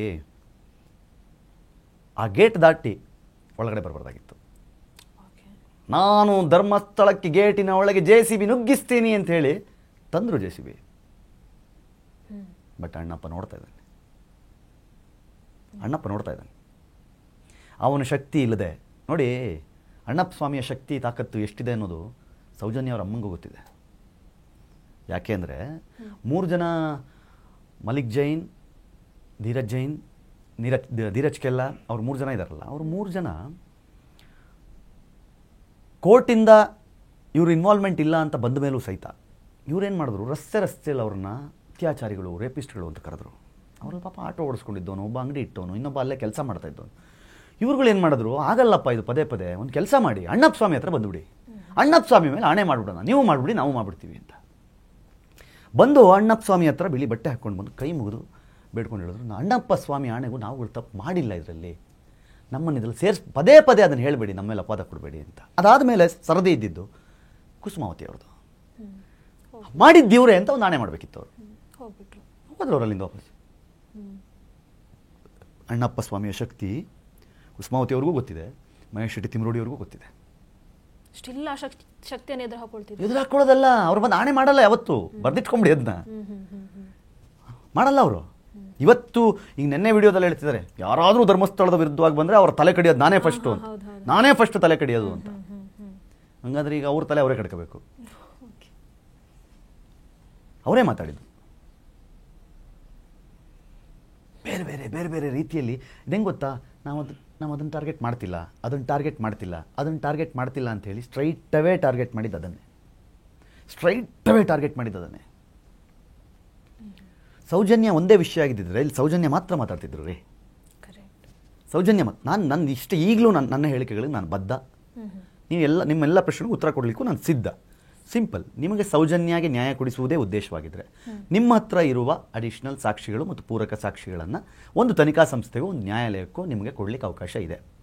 ಯಾವುದೋ ಒಬ್ಬ ವ್ಯಕ್ತಿ ನಾನು 15 ವರ್ಷಗಳ ಕೆಳಗೆ ಇದೇ ಧರ್ಮಸ್ಥಳದಲ್ಲಿ ಶವಗಳನ್ನು ಹೂತು ಹಾಕಿದ್ದೇನೆ ಅಂತ ಹೇಳಿ ಯಾವುದೇ ಪ್ರೂಫ್ ಇಲ್ಲದೆ ಬಂದರೂ ಸಹಿತ ತಂದಿದ್ದೊಂದು ಬುರುಡೆ. ಆ ಬುರುಡೆ, ನಾನು ಅದ್ರ ಬಗ್ಗೆನೂ ಬರ್ತೀನಿ. ಅದೊಂದು ಕಾರಣಕ್ಕೆ SIT ರಚನೆ ಆಗುತ್ತೆ ಒಂದು ರಾಜ್ಯದಲ್ಲಿ, SIT ರಚನೆ ಆಗುತ್ತೆ. ಹಾಗಾದರೆ ಇವ್ರ ಹತ್ರ ಇರುವ ನೋಡಿರುವ ಸಾಕ್ಷಿಗಳು, ಜೇಬಲ್ಲಿರುವ ಸಾಕ್ಷಿಗಳು, ಮೊಬೈಲ್ನಲ್ಲಿರುವ ಸಾಕ್ಷಿಗಳನ್ನು ಇಟ್ಕೊಂಡು ಇವರು ಹೋಗ್ಬೋದಿತ್ತಲ್ಲ, ಕೊಡಿಸ್ಬೋದಿತ್ತಲ್ಲ ಸೌಜನ್ಯಾಗ ನ್ಯಾಯ. ಯಾಕೆ ಕೊಡಿಸ್ತಾ ಇಲ್ಲ ಇವರು ಸೌಜನ್ಯಾಗ ನ್ಯಾಯ?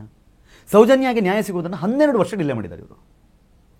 12 ವರ್ಷ ಡಿಲೇ ಮಾಡಿ ಇವತ್ತು ಹೇಳ್ತಾ ಇದ್ದಾರೆ ನ್ಯಾಯ ಬೇಕು, ನ್ಯಾಯ ಬೇಕು. ಕೊಡೋದು ಹೆಂಗೆ? ನನ್ನ ಹತ್ರ ಇರೋ ಸಾಕ್ಷಿ ನನ್ನ ಹತ್ರ ಕೇಳ್ಬಿಡಿ, ನನ್ಗದೆಲ್ಲ ಕೇಳ್ಬಿಡಿ, ಬಟ್ ನ್ಯಾಯ ಬೇಕು, ನ್ಯಾಯ ಬೇಕು. ಹೆಂಗೆ?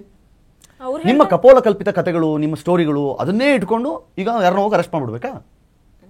ಅಂದ್ರೆ ಅವ್ರು ಹೇಳ್ತಾ ಇರೋದು, ನಾವು ಇಷ್ಟು ವರ್ಷ ಹೋರಾಟ ಮಾಡಿದಕ್ಕೋಸ್ಕರ ಇವತ್ತು SIT ರಚನೆ ಆಗಿದೆ, ಇವತ್ತು ತನಿಖೆ ಆಗ್ತಾ ಇದೆ, ಅಲ್ಲಿ ಏನಾಗಬೇಕು ಅದು ಆಗ್ತಾ ಇದೆ. ನಾನು ಹೇಳೋದು SIT ರಚನೆ ಆಗಿರೋದಕ್ಕೂ ಸೌಜನ್ಯ ಕೇಸ್ಗೂ ಸಂಬಂಧ ಇಲ್ಲ. I repeat again and again. ಯಾಕಂತಂದ್ರೆ ಸೌಜನ್ಯ ದೇಹವನ್ನು ಧರ್ಮಸ್ಥಳದಲ್ಲಿ ಕೂತಾಕಿರೋದಲ್ಲ, ಅವಳ ಬಾಡಿಯನ್ನು ಪೋಸ್ಟ್ ಮಾರ್ಟಮ್ ಆದಮೇಲೆ ಅವ್ರ ಫ್ಯಾಮಿಲಿಗೆ ಕೊಟ್ಟರು, ಅವ್ರ ಫ್ಯಾಮಿಲಿಯವ್ರ ಕಾರ್ಯ ಮುಗಿಸಿರೋದು. ಸೌಜನ್ಯ ಕೇಸಿಗೂ ಇವನ್ಯಾರೋ ಮುಸುಕುದಾರಿ ಬಂದಿರೋದಕ್ಕೂ ಸಂಬಂಧ ಇಲ್ಲ. ಜನ ಕನ್ಫ್ಯೂಸ್ ಮಾಡ್ಕೋತಾ ಇದ್ದಾರೆ, ಕನ್ಫ್ಯೂಸ್ ಮಾಡ್ತಾ ಇದ್ದಾರೆ. ಅದಕ್ಕೂ ಸಂಬಂಧ ಇಲ್ಲ.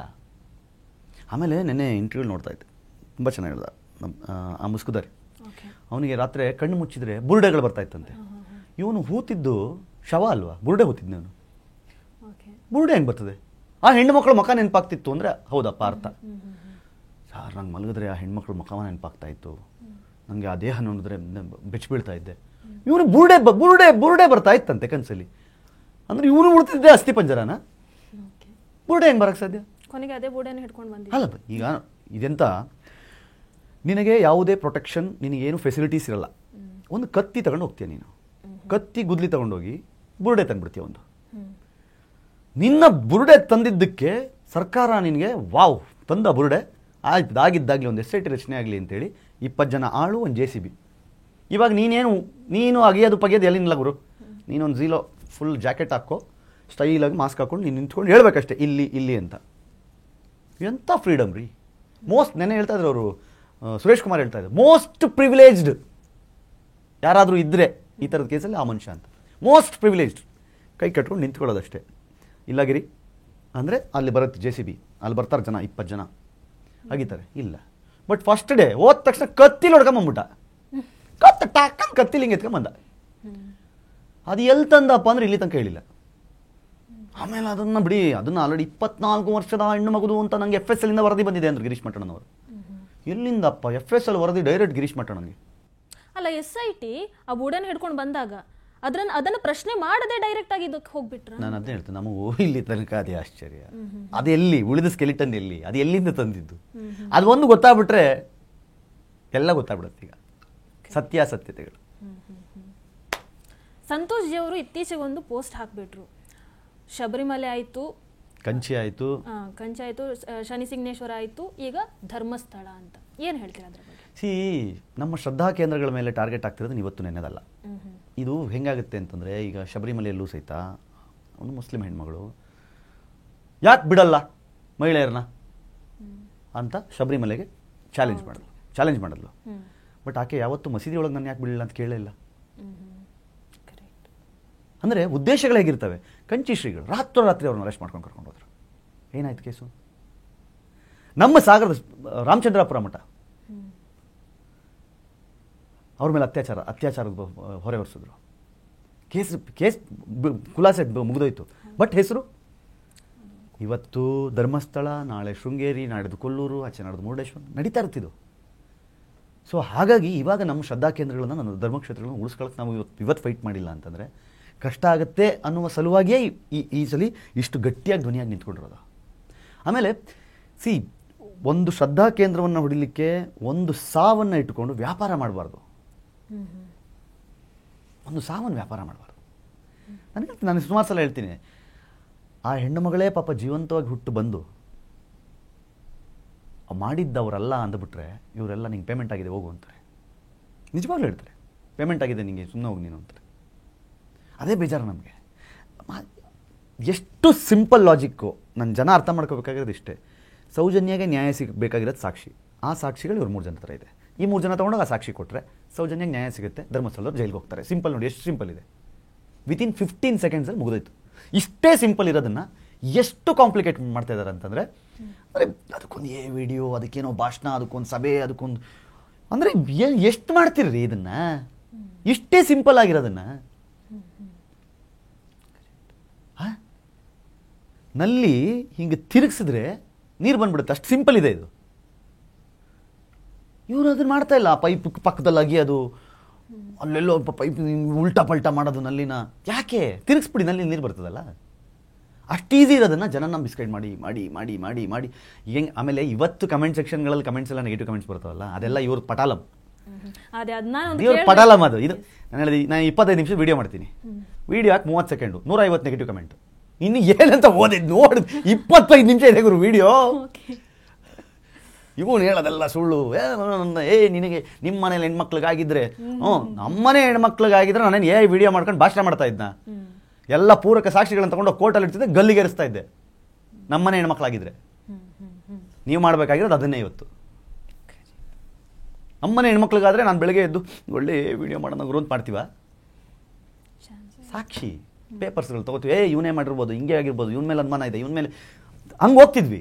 ಇಲ್ಲಿ ಏನು ಮಾಡ್ತೀವಿ ಗೊತ್ತು ನಿಮ್ದೆಲ್ಲ ಡ್ರಾಮಾಗಳು. ಎಷ್ಟು ಜನ ಏನು ದಡ್ರಲ್ಲ, ಜನ ಖಂಡಿತ ದಡ್ರಲ್ಲ. ಬಟ್ ಈಗ ಒಂದು ಸಮೂಹ ಸನ್ನಿಗೆ ಒಳಗಾಗ್ಬಿಟ್ಟು ಸ್ವಲ್ಪ ಪಾಪ ಮಬ್ಬಾಗಿದ್ದಾರೆ. ಸರಿಯತ್ತೆ ರೀ, ಕಾರ್ ಮೋಡ ಸರಿಲೇಬೇಕು, ಸೂರ್ಯನ ಕಿರಣಗಳು ಬೀಳಲೇಬೇಕು, ಧರೆಗೆ ಬಿದ್ದೇ ಬೀಳುತ್ತೆ, ಹೊಸ ಚಿಗುರುಗಳಾಗಲೇಬೇಕು. ಇದೊಂದು ಟೈಮು. ನಮ್ಮ ದೇವಸ್ಥಾನ, ನಮ್ಮ ಶ್ರದ್ಧಾ ಕೇಂದ್ರದ ಮೇಲೆ ಒಂದು ಕಾರ್ ಮೋಡ ಇದೆ. ಸರಿಯತ್ತೆ. ಅದೇನು ಇವತ್ತು ನೆನದಲ್ಲ, 800-900 ವರ್ಷದ ಇತಿಹಾಸ ಇರೋ ದೇವಾಲಯ ಅದು. ನಾನು ಹೇಳ್ತೀನಲ್ಲ, ಅಣ್ಣಪ್ಪನಿಗೆ ತನ್ನನ್ನು ತಾನು, ತನ್ನ ಕ್ಷೇತ್ರವನ್ನು ಕಾಪಾಡ್ಕೋಬೇಕು ಅಂತ ಮನಸ್ಸು ಮಾಡಿಬಿಟ್ರೆ ಏನು ಬೇಕಾದರೂ ಮಾಡ್ತಾರೆ. ಎಲ್ಲ ಪಾಪದ ಕೊಡ ಕೆಲವರು ತುಂಬಬೇಕಿತ್ತು, ಸ್ವಲ್ಪ ಲಾಸ್ಟಲ್ಲಿ ಬಾಕಿ ಇತ್ತು, ಸ್ವಲ್ಪ ತುಂಬಕ್ಕೆ ಬಾಕಿ ಇತ್ತು. ಅದನ್ನು ಈ ಥರ ತುಂಬಿಸ್ತಾ ಅಣ್ಣಪ್ಪ ಸ್ವಾಮಿನೇ ಕರೆಸಿದ್ರಿ ಮುಸ್ಕುದಾರಿನ. ಅಣ್ಣ ಅವ್ರಿಗೆ ಗೊತ್ತು, ಇದಕ್ಕೊಂದು ಲಾಜಿಕಲ್ ಎಂಡ್ ಕೊಡ್ತೀನಿ ತಡೆ ಇವಾಗ ಅಂತೇಳಿ ಕರ್ಸ್ಕೊಂಡ್ರು. ಬಾಪ್ಪ ನೀನು, ಅಗ್ಯಪ್ಪ ನೀನು ಅಂತ. ಇವಾಗ ಹೆಂಗಿದೆ ನೋಡಿ ಜೋಕು. ಅವನು ಪ್ರೈಮ್ ವಿಟ್ನೆಸ್ಸು, ಅಂದರೆ ಸಾಕ್ಷಿ ಅಂತ ಕನ್ಸಿಡರ್ ಮಾಡೋಣ. ನಾನು ನೋಡಿದ್ದೀನಿ ಅಂತ ಇನ್ನಿಬ್ರು ಸಾಕ್ಷಿ ಬಂದಿದ್ದಾರೆ. ಅವ್ರಿಗೆ ಮಾಸ್ಕ್ ಇಲ್ಲ, ಇವನಿಗೆ ಮಾಸ್ಕು. ಅವರು ಅದನ್ನೇ ಹೇಳ್ತಾ ಇರೋದು, ನಾವು ನೋಡಿದ್ದೀವಿ, ಈ ಪಾಯಿಂಟಲ್ಲಿ ನೋಡಿದ್ದೀವಿ, ಈ ಪಾಯಿಂಟ್. ಅವ್ರಿಬ್ರಿಗೆ ಮಾಸ್ಕ್ ಇಲ್ಲ. ಅವ್ರು ಆರಾಮ ಅಲ್ಲೇ ಓಡಾಡ್ಕೊಂಡು, ತುಕಾರಾಮು ಇವರೆಲ್ಲ ಅಲ್ಲೇ ಓಡಾಡ್ಕೊಂಡಿದ್ದಾರೆ ಆರಾಮಾಗಿ. ಆತನಿಗೆ ಇರೋ ಜೀವ ಬೆದರಿಕೆ ಇವ್ರಿಗಿಲ್ಲ. ಆಮೇಲೆ ಯಾವ ಲೆವೆಲ್ಲು ಇದು ಅಂತಂದರೆ, ಇಂಡಿಯಾ ಟುಡೇ ಇಂಟರ್ವ್ಯೂನಲ್ಲಿ ವಾಯ್ಸ್ ಡಿಸಾರ್ಟ್ ಮಾಡಿದ್ದಾರೆ. ವಾಯ್ಸ್ ಅಂದರೆ ರೊಬಾಟಿಕ್ ವಾಯ್ಸ್ ಹಾಕಿ. ಅಂದರೆ ಇದು ನೋಡಿ ಎಷ್ಟು ಫನ್ನಿ ಆಗಿದೆ ಅಂತಂದರೆ, ಐಡೆಂಟಿಟಿ ರಿವೀಲ್ ಆಗಬಾರ್ದಂತೆ. ಅವನು ಎಲ್ಲಿದ್ದ? ಧರ್ಮಸ್ಥಳದಲ್ಲಿದ್ದ 15 ವರ್ಷ. ಎಲ್ಲಿ ಕೆಲಸ ಮಾಡ್ತಿದ್ದ? ಧರ್ಮಸ್ಥಳದ ಕಚೇರಿ ಅಂಡರಲ್ಲಿ ಕೆಲಸ ಮಾಡ್ತಾ ಇದ್ದ. ಅವನು ಯಾರು ಅಂತ ಧರ್ಮಸ್ಥಳದವ್ರಿಗೆ ಗೊತ್ತಿಲ್ಲ. ಜೋಕ್ ಹೆಂಗಿದೆ ನೋಡಿ ಇದು. ಅವನ ಮುಖ ಹೆಂಗಿದೆ ಅಂತ ಧರ್ಮಸ್ಥಳದವ್ರಿಗೆ ಗೊತ್ತಿಲ್ಲ, ಅವನಿಗೆ ಮಾಸ್ಕ್ ಹಾಕ್ತೀವಿ. ಅವನಿಗೆ ಫೋನ್ ಮಾಡಿ, ಮಾಹಿತಿ ಕಚೇರಿಯಿಂದ ಫೋನ್ ಮಾಡಿ ಇಲ್ಲಿ ಶವ ಇದೆ ಅಲ್ಲಿ ಶವ ಇದೆ ಅಂತೆಲ್ಲ ಊತಿ ಅವನ ಜೊತೆ ಮೊಬೈಲಲ್ಲಿ ಮಾತಾಡ್ತಾ ಇದ್ರು ಅಥವಾ ಎದುರುಗಡೆ ಸಿಕ್ಕಿದಾಗ ಮಾತಾಡ್ತಾ ಇದ್ರು. ಬಟ್ ಇವತ್ತು ಅವ್ನ ವಾಯ್ಸ್ ಗೊತ್ತಾಗ್ಬಿಟ್ರೆ ಇಲ್ಲಿ ಗೊತ್ತಾಗ್ಬಿಡುತ್ತೆ. What A joke. ನನಗೆ ಅದೇ ಅರ್ಥ ಆಗದೆ ಇರೋದು ಅದೇ. ಇದು ಅಂದರೆ ನಾನು ಮೊನ್ನೆ ಅದು ಪೋಸ್ಟ್ ಆಗ್ತೆ, ಅಂದರೆ ಇವನು ಮುಖ ತೋರಿಸ್ದೇನೆ ಹಂಗೆ ಕಳಿಸ್ಬಿಡ್ತೀರಾ ಇವನ್ನ ಒಂದಿನ ಅಂತ. ಇವನು ಯಾರು ಜಗತ್ತು ಇಷ್ಟೆಲ್ಲ ಯಾಮಾರಿಸಿ ಇಷ್ಟೆಲ್ಲ ಮಾಡಿ ಇಷ್ಟೆಲ್ಲ ಆದಮೇಲೆ ಮುಖನೇ ತೋರಿಸ್ತಾ ಕಳಿಸ್ಬಿಡ್ತೀರ ಅವನ್ನ. ಇವತ್ತು ವಿಶ್ವವಾಣಿಯಲ್ಲಿ ಜಿತೇಶ್ವರ ಕುಂದೇಶ್ವರ ಒಂದು ಆರ್ಟಿಕಲ್ ಬರೆದಿದ್ದಾರೆ ಇದಕ್ಕೆ ಸಂಬಂಧಪಟ್ಟಂಗೆ. ಅಂದರೆ ಎಲ್ಲಿ ಆ ಮನುಷ್ಯ ಉಳ್ಕೋತಾ ಇದ್ದಾನೋ ಅವ್ರದ್ದು ಮೆನ್ಷನ್, ನಾನು ಹೇಳ್ತಾ ಇರೋದು ನಂದಲ್ಲ, ಜಿತೇಶ್ವರ ಕುಂದೇಶ್ವರ ವಿಶ್ವವಾಣಿ ಆರ್ಟಿಕಲ್. ನಾನು ಬೇಕಾದ್ರೆ ಫೋಟೋ ಕಳಿಸ್ತೀನಿ, ಅದನ್ನ ಪಕ್ಕದಲ್ಲಿ ಹಾಕ್ಬಿಡಿ, ಮತ್ತಿಲ್ಲ ಅಂದರೆ ನಮ್ಮ ಜನ ಕೀರ್ತಿ ಹೇಳ್ದ ಅಂದ್ಬಿಡ್ತಾರೆ. ಅದಕ್ಕೆ 2 ವಧೆನೂ ಕೊಟ್ಟವ್ರಂತೆ ಭೀಮನ್ಗೆ. ಏನು ಆಟಾಡ್ತಾ ಇದೆಯಾ, ಇಷ್ಟೆಲ್ಲ ಮಾಡಿ ಏನೇನೋ ಪ್ಲ್ಯಾನ್ ಮಾಡಿದ್ರೆ ಒಂದು ಜಾಗದಲ್ಲಿ ತೋರಿಸ್ತಾ ಇಲ್ವಲ್ಲ ನೀನು ಅಂತ. ಅವರಿಗೂ ಸಾಕಾಗ್ಬಿಟ್ಟು ಅಲ್ಲ, ಇಷ್ಟೆಲ್ಲ ಮಾಡಿ ಇಷ್ಟೆಲ್ಲ ಡ್ರಾಮಾ. ನನಗೆ ನಾನು ಅದೇ ಹೇಳ್ತಾ ಇದ್ದೆ. ಇವತ್ತು ಸೋಮವಾರ ಪರಮೇಶ್ವರ್ ಅವರು ಮಾತಾಡ್ಲಿಕ್ಕಿದ್ದಾರೆ ಸದನದಲ್ಲಿ. ಯು ಆರ್ ಆಲ್ಸೋ ವೆಯ್ಟಿಂಗ್, ಏನು ಮಾತಾಡ್ತಾರೆ, ಮಧ್ಯಂತರ ಇದೇನೋ ಬಂದಿದೆ ಅಂತ ರಿಪೋರ್ಟು. ಸರ್ಕಾರದ ಮೇಲೂ ಪ್ರೆಷರ್ ಇದೆ ಬಿಡಿ ಇವಾಗ, ಯಾಕಂದರೆ ಇದು ಎಲ್ಲಿ ತನಕ ಹೋಗ್ತಾ ಇರುತ್ತೆ, ಎಲ್ಲಿ ತನಕ ಹಿಂಗೆ ಮಾಡ್ಕೊಂಡ್ರಕ್ಕೆ ಸಾಧ್ಯ. ಅವನು ಹೇಳಿದ ಈಗ ಬಂದ, ಅವನು ಪೊಲೀಸ್ ಸ್ಟೇಷನ್ ತನಕ ಬಂದಿದ್ದಾನೆ, ಪಾರ್ಕಿಂಗ್ ಜಾಗಕ್ಕೂ ಬಂದ ಈಗ ಮೊನ್ನೆ. ಆಮೇಲೆ ಹೇಳ್ತು ನಾನು ಕೊಲೆ ಮಾಡಿ ಹೂತಾಕಿದ್ದೀನಿ ಅಂತಾನೆ. ಎಲ್ಲಿ ಅಂದರೆ ರೋಡ್ ಪಕ್ಕದಲ್ಲಿ ಅಂತಾನೆ. ಅತ್ಯಾಚಾರವಾದ 8 ಮಕ್ಕಳನ್ನ ನಾವು ಅಲ್ಲಿ ಹೂತಿದ್ದು, ನಾವು ಅಗದು ಅಲ್ಲಿ ಊತ ಎಲ್ಲಿ ಊತೆ, ರೋಡ್ ಪಕ್ಕದಲ್ಲಿ ಜನ ಓಡಾಡ್ತಾ ಇದ್ರಂತೆ. ಅವ್ನು ಬರ್ತಾನೆ, ಸರ್ ನಾನು ರೋಡಲ್ಲಿ ಹಿಂಗೆ ಬರ್ತಾ ಇದ್ದೆ, ಹೂತಾಕೋದನ್ನು ನಾನು ನೋಡಿದೆ ಅಂತಾರೆ ತುಕಾರಾಮ್. ಯಾವ ನಾನು ಮರ್ಡ್ರ್ ಮಾಡ್ಬಿಟ್ಟು ರಸ್ತೆಯಲ್ಲಿ ಉಳ್ತಾನ. ಪುರಂದರಗೌಡ ಅಂತ ಇನ್ನೊಬ್ಬ ಮನುಷ್ಯ ಹೇಳ್ತಾನೆ, ಅವನ ಅಂಗಡಿ ಇತ್ತಂತೆ, ಅಂಗಡಿಯಿಂದ ಹಿಂಗೆ ನೋಡ್ತಾ ಇದ್ನಂತೆ, ಅಲ್ಲಿ ಹಣ ಉಳ್ತಾ ಇದ್ರಂತೆ. ಅಂದರೆ ನಮ್ಮ ಜನ ಒಂದ್ಸರಿ ಯೋಚನೆ ಮಾಡಿದ್ರೆ ಹೌದಲ್ಲ ಗುರು, ಯಾರಿಗೂ ಮರ್ಡ್ರ್ ಮಾಡ್ಬಿಟ್ಟು ನೀಟಾಗಿ ಎಲ್ಲರೂ ನೋಡತ್ತಾರ ಆರಾಮಾಗಿ ಬೇಡ ಉಳ್ತಾರೆ. ಯಾರು ಉಳ್ತಾರೆ? ಇಷ್ಟು ಸಿಂಪಲ್ ಆಗಿದೆ ಇದು ಲಾಜಿಕ್.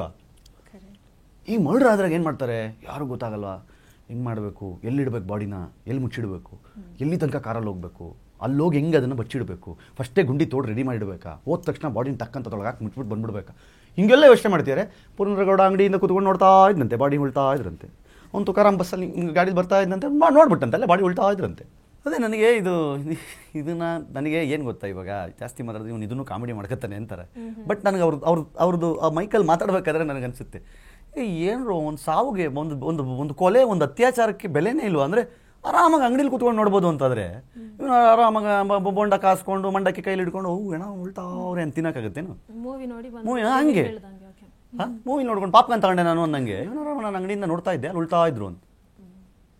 ಇವ್ರುಗಳು ಹೇಳ್ತಾ ಇರೋದು ಇವ್ರಿಗೂ ತುಂಬ ಚೆನ್ನಾಗಿ ಗೊತ್ತು, ಅವೆಲ್ಲ UDR ಇರುವಂತಹ ಪೋಸ್ಟ್ ಮಾರ್ಟಮ್ ಆಗಿರುವಂತಹ ಬಾಡಿಗಳನ್ನು ಉಳುವ ಕೆಲಸವನ್ನು ಮಾಡಿದಾರಲ್ಲಿ ಅಂತ. ಬಟ್ ಆ ಅಸ್ಥಿಪಂಜರ ಸಿಕ್ಕಿಬಿಟ್ರೆ, ಆ ಅಸ್ಥಿಪಂಜರ ಸಿಕ್ಕಿದ್ರೆ, ಅನಾಥ ಶವಗಳ ಅಸ್ಥಿಪಂಜರ ಸಿಕ್ಕಿದ್ರೆ ಟಾಮ್ ಮಾಡಿ ಒಂದ್ಸಲಿ ಗಲಭೆ ಫುಲ್ ಇದೇ ಬುಸ್ಬೋದು ಅಂತ ಗೊತ್ತವ್ರಿಗೆ. ಸೊ ಅದಕ್ಕೋಸ್ಕರ ಕಾಯ್ತಿದ್ದಾರೆ ಅವರು ಅಷ್ಟೇ. ಈಗ 6ನೇ ಪಾಯಿಂಟಲ್ಲಿ ಸಿಕ್ಕಿರೋದನ್ನು ಪುರುಷನ ಅಸ್ಥಿಪಂಜರ ಅಂತ ಹೇಳಿದ್ರು.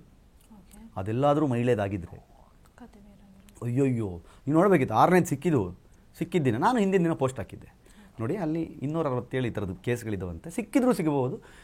ಶವ ಅಗೆದ ಜಾಗದಲ್ಲಿ ಅಸ್ಥಿಪಂಜರವೇ ಸಿಗೋದು, ಶವ ಉಗಿದ ಜಾಗದಲ್ಲಿ ಅಸ್ಥಿಪಂಜರವೇ ಸಿಗೋದು, ಮುತ್ತು ರತ್ನಗಳು ಸಿಗಲ್ಲ ಅಂತ ನಾನು ಹೇಳಿದೆ. ಹಿಂದಿನ ದಿನ ಹೇಳಿದೆ, ನೆಕ್ಸ್ಟ್ ಡೇ ಸಿಕ್ಬಿಡ್ತು. ಯಪ್ಪ ಮೆಸೇಜು ನನಗೆ ಬರ್ತಾ ಇದೆ, ಬಾರೋ ಮಾತಾಡೋ ಅಂತ. ನಾನು ಹಿಂದಿನ ದಿನನೇ ನಾನು ಹಾಕಿದ್ದೀನಿ ಪೋಸ್ಟು. ಸಿಗ್ಬೋದಲ್ಲಿ ಇದೊಳ್ಳೆ ಕಥೆ ಆಯ್ತಲ್ಲ. ಅಲ್ಲಿ ನಾನು ಅವತ್ತಿನ ದಿನ ಡಿಬೇಟಲ್ಲಿ ಕೂತಾಗ ಬರೀ ಮಾಬಲ್ ಶೆಟ್ಟರೇ ಹೇಳಿದ್ದಾರೆ, ನಾವೇ more than 20 ಸ್ಪಾಟಲ್ಲಿ ಅಲ್ಲೇ ಮಾಡಿ ಅಲ್ಲೇ ಪೋಸ್ಟ್ ಮಾರ್ಟಮ್ ಮಾಡಿ ಅಲ್ಲೇ ಹೋಗ್ತಿದ್ದೀವಿ ಅಂತ. ಅಸಹಜ ಸಾವುಗಳು ಇತ್ತೀಚಿನ ದಿನಗಳಲ್ಲಿ ಕಮ್ಮಿ ಆಯ್ತು ಹೆಂಗೆ ಅಂತಾರೆ ಕೆಲವರು ವಾದ. ಅಸಹಜ ಸಾವುಗಳು ಈಗ ಯಾಕ್ರಿ ಆಗಲ್ಲ, ಸೌಜನ್ಯ ಕೇಸು ಎಲ್ಲ ಮುಗಿದ್ಮೇಲೆ ಇವಾಗ ಯಾಕ್ರಿ ಕಮ್ಮಿ ಆಯಿತು ಅಸಹಜ ಸಾವು ಅಂತಾರೆ.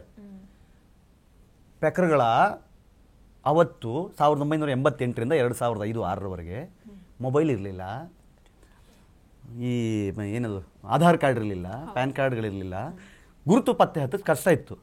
ಇವತ್ತು ಎಲ್ಲವನ್ನ ಹತ್ರ ಮೊಬೈಲ್ ಇದೆ. ಧರ್ಮಸ್ಥಳಕ್ಕೆ ಬರತ್ತಿಗೆ ಧರ್ಮಸ್ಥಳಕ್ಕೆ ಅಂತ ಬಂದು ಲಾಸ್ಟ್ ಪಾಯಿಂಟು ಒಂದು ಮೊಬೈಲ್ ನೆಟ್ವರ್ಕ್ ಧರ್ಮಸ್ಥಳದಲ್ಲಿ ಇದ್ದರೆ ಅವನದೆಲ್ಲಾದರೂ ಸಾವಾಗಿ ಆ ಬಾಡಿ ಸಿಕ್ಕಿದ್ರೆ ಬಂದು ಇಲ್ಲಿ ಮ್ಯಾನೇಜ್ಮೆಂಟಿಗೆ ಕೇಳಿದ್ರೆ ದಯವಿಟ್ಟು ಗ್ರಾಮ ಪಂಚಾಯತಿ ಹತ್ರ ಹೋಗಪ್ಪ, ಇಂಥದ್ದು ಯಾವುದೋ ಬಾಡಿ ಸಿಕ್ಕಿದೆ ಅಂತ ಹೇಳಿದ್ರೆ ಗ್ರಾಮ ಪಂಚಾಯತಿ ಹತ್ರ ಹೋದರೆ ಅವ್ರು ನೋಡಿ ಇದಾ ಬಾಡಿನ, ಇದು ನಿಮಗೆ ಸಂಬಂಧಪಟ್ಟಿದ್ದ ಅಂತ ಕೇಳ್ತಾರೆ. ಹೌದು ಅಂತಾದರೆ ತಗೊಂಡು ಹೋಗ್ತಾರೆ. ಸಿಂಪಲ್ಲು. ಟೆಕ್ನಾಲಜಿ ಇಂಪ್ರೂವ್ ಆಗಿದೆ. ಸೊ ಹಾಗಾಗಿ ಅನಾಥ ಶವಗಳು ಇಲ್ಲಿ ಅಂತಲ್ಲ, ಎಲ್ಲಾದರೂ ಇವತ್ತು ಹೆಂಗಾಗ್ಬಿಟ್ಟಿದೆ ಅಂತಂದರೆ ಇನ್ನೊಂದು ವರ್ಗ ಶುರು ಮಾಡಿದೆ. ಧರ್ಮಸ್ಥಳಕ್ಕೆ ಅಂತ ಹೋಗಿದ್ದ ನಮ್ಮ ಹುಡುಗಿ ವಾಪಸ್ ಬರಲಿಲ್ಲ. ಹೌದು. ಈಗ ಹಂಗಾದ್ರೆ ಈಗ ಬೆಂಗಳೂರಿಗೆ ಅಂತ ಬಂದು ಸುಮಾರು ಜನ ವಾಪಸ್ ಹೋಗಿಲ್ಲ. ಸಿದ್ದರಾಮಯ್ಯವ್ರನ್ನ ಇಟ್ಕೊಳ್ಳೋದ ಹೋಗಿ? ಹಂಗಲ್ವಲ್ಲ. ಬೆಂಗಳೂರಿಗೆ ಅಂತ ಬಂದು ಎಷ್ಟು ಜನ ಹೋಗಿಲ್ಲ, ಸತ್ತೋಗಿಲ್ಲ, ಎಷ್ಟು ಜನ ಕಾಣೆಯಾಗಿಲ್ಲ? 1991-92ರಲ್ಲಿ ಸುರೇಶ್ ಅಂತ ನನ್ನ ಮಾವ ಒಬ್ರು, ನಮ್ಮ ಅಮ್ಮನ ತಮ್ಮ, ಬಾಂಬೆಗೆ ಅಂತಂದ್ರು ವಾಪಸ್ ಬಂದಿಲ್ಲ, ಇವತ್ತಿಗೂ ಬಂದಿಲ್ಲ. ನಾನು ಈ ಮಹಾರಾಷ್ಟ್ರ ಸಿಎಂ ಕೇಳಲ್ಲ. ಹಂಗಲ್ವಲ್ಲ. ಧರ್ಮಸ್ಥಳ ಒಂದು ಪುಣ್ಯಕ್ಷೇತ್ರ, ಧರ್ಮಕ್ಷೇತ್ರ, ಕೆಲವ್ರ ನಂಬಿಕೆ, ಕೆಲವ್ರದ್ದು ಇದು ಗುರು. ಈಗ ನಾನು ಹೇಳೋದು ಅನನ್ಯ ಭಟ್ ಇದ್ದಾಳೋ ಇಲ್ವೋ ಇರ್ಲಿಲ್ವೋ ಇದ್ರೂ ಚರ್ಚೆ ಬೇಡ. ಅನನ್ಯ ಭಟ್ ಬರ್ತಾಳೆ ಅಂತ ವೀರೇಂದ್ರ ಹೆಗಡೆ ಯಾಕೆ ಫಾಲೋ ಅಪ್ ಮಾಡ್ತಾರೆ? ಹರ್ಷೇಂದ್ರ ಜೈನ್ ಯಾಕೆ ಅನನ್ಯ ಭಟ್ ಬರ್ತಾರೆ ಅಂತ ಫಾಲೋ ಮಾಡ್ತಾರೆ?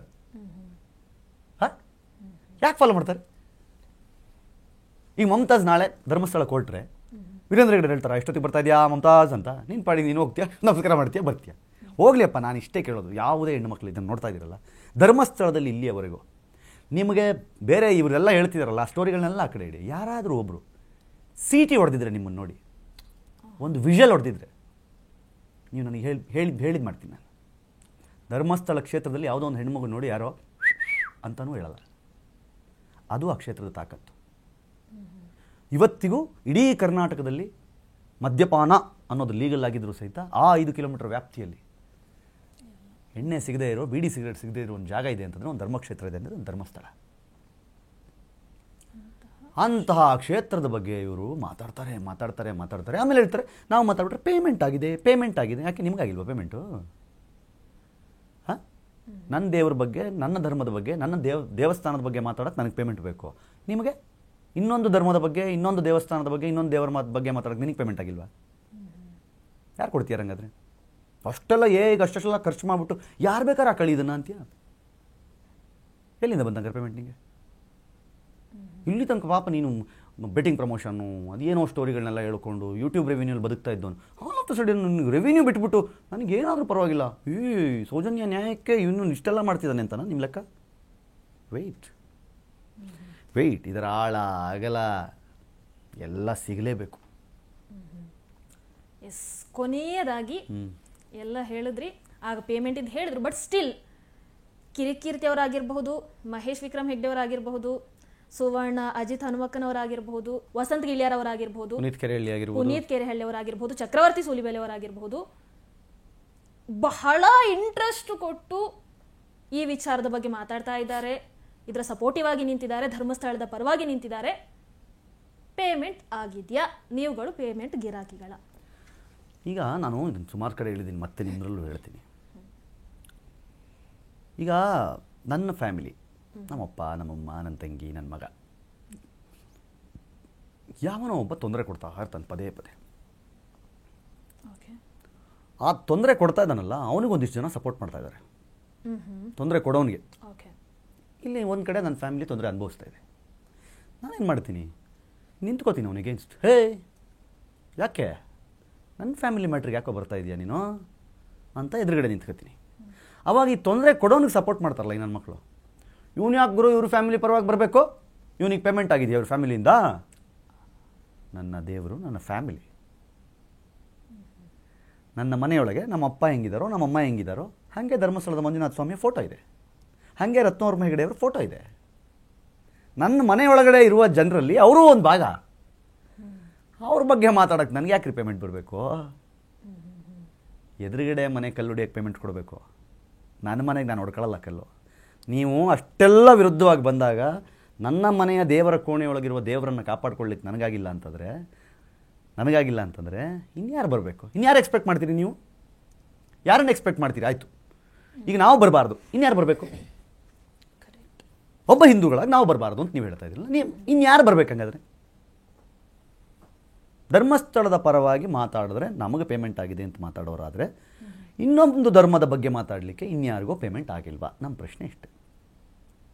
ಏನಂತ ವಿಶೇಷ ಇದು ತುಂಬ ನಾನು ಹೇಳ್ತಿರೋದೇನು ಗೊತ್ತಾ? ಈಗ ನಾವು ನಿಮಗೆ ಪೇಮೆಂಟ್ ಆಗಿದೆ, ನಿಮ್ಮ ಪರ್ಸ್ನಲ್ ಅಟ್ಯಾಕು, ನಿಮ್ಮ ಲೈಫ್ ಹಂಗಾಗಿದೆ, ನೀನು ಹೆಂಡ್ತಿ, ನಾವು ಮಾತಾಡಲ್ಲ.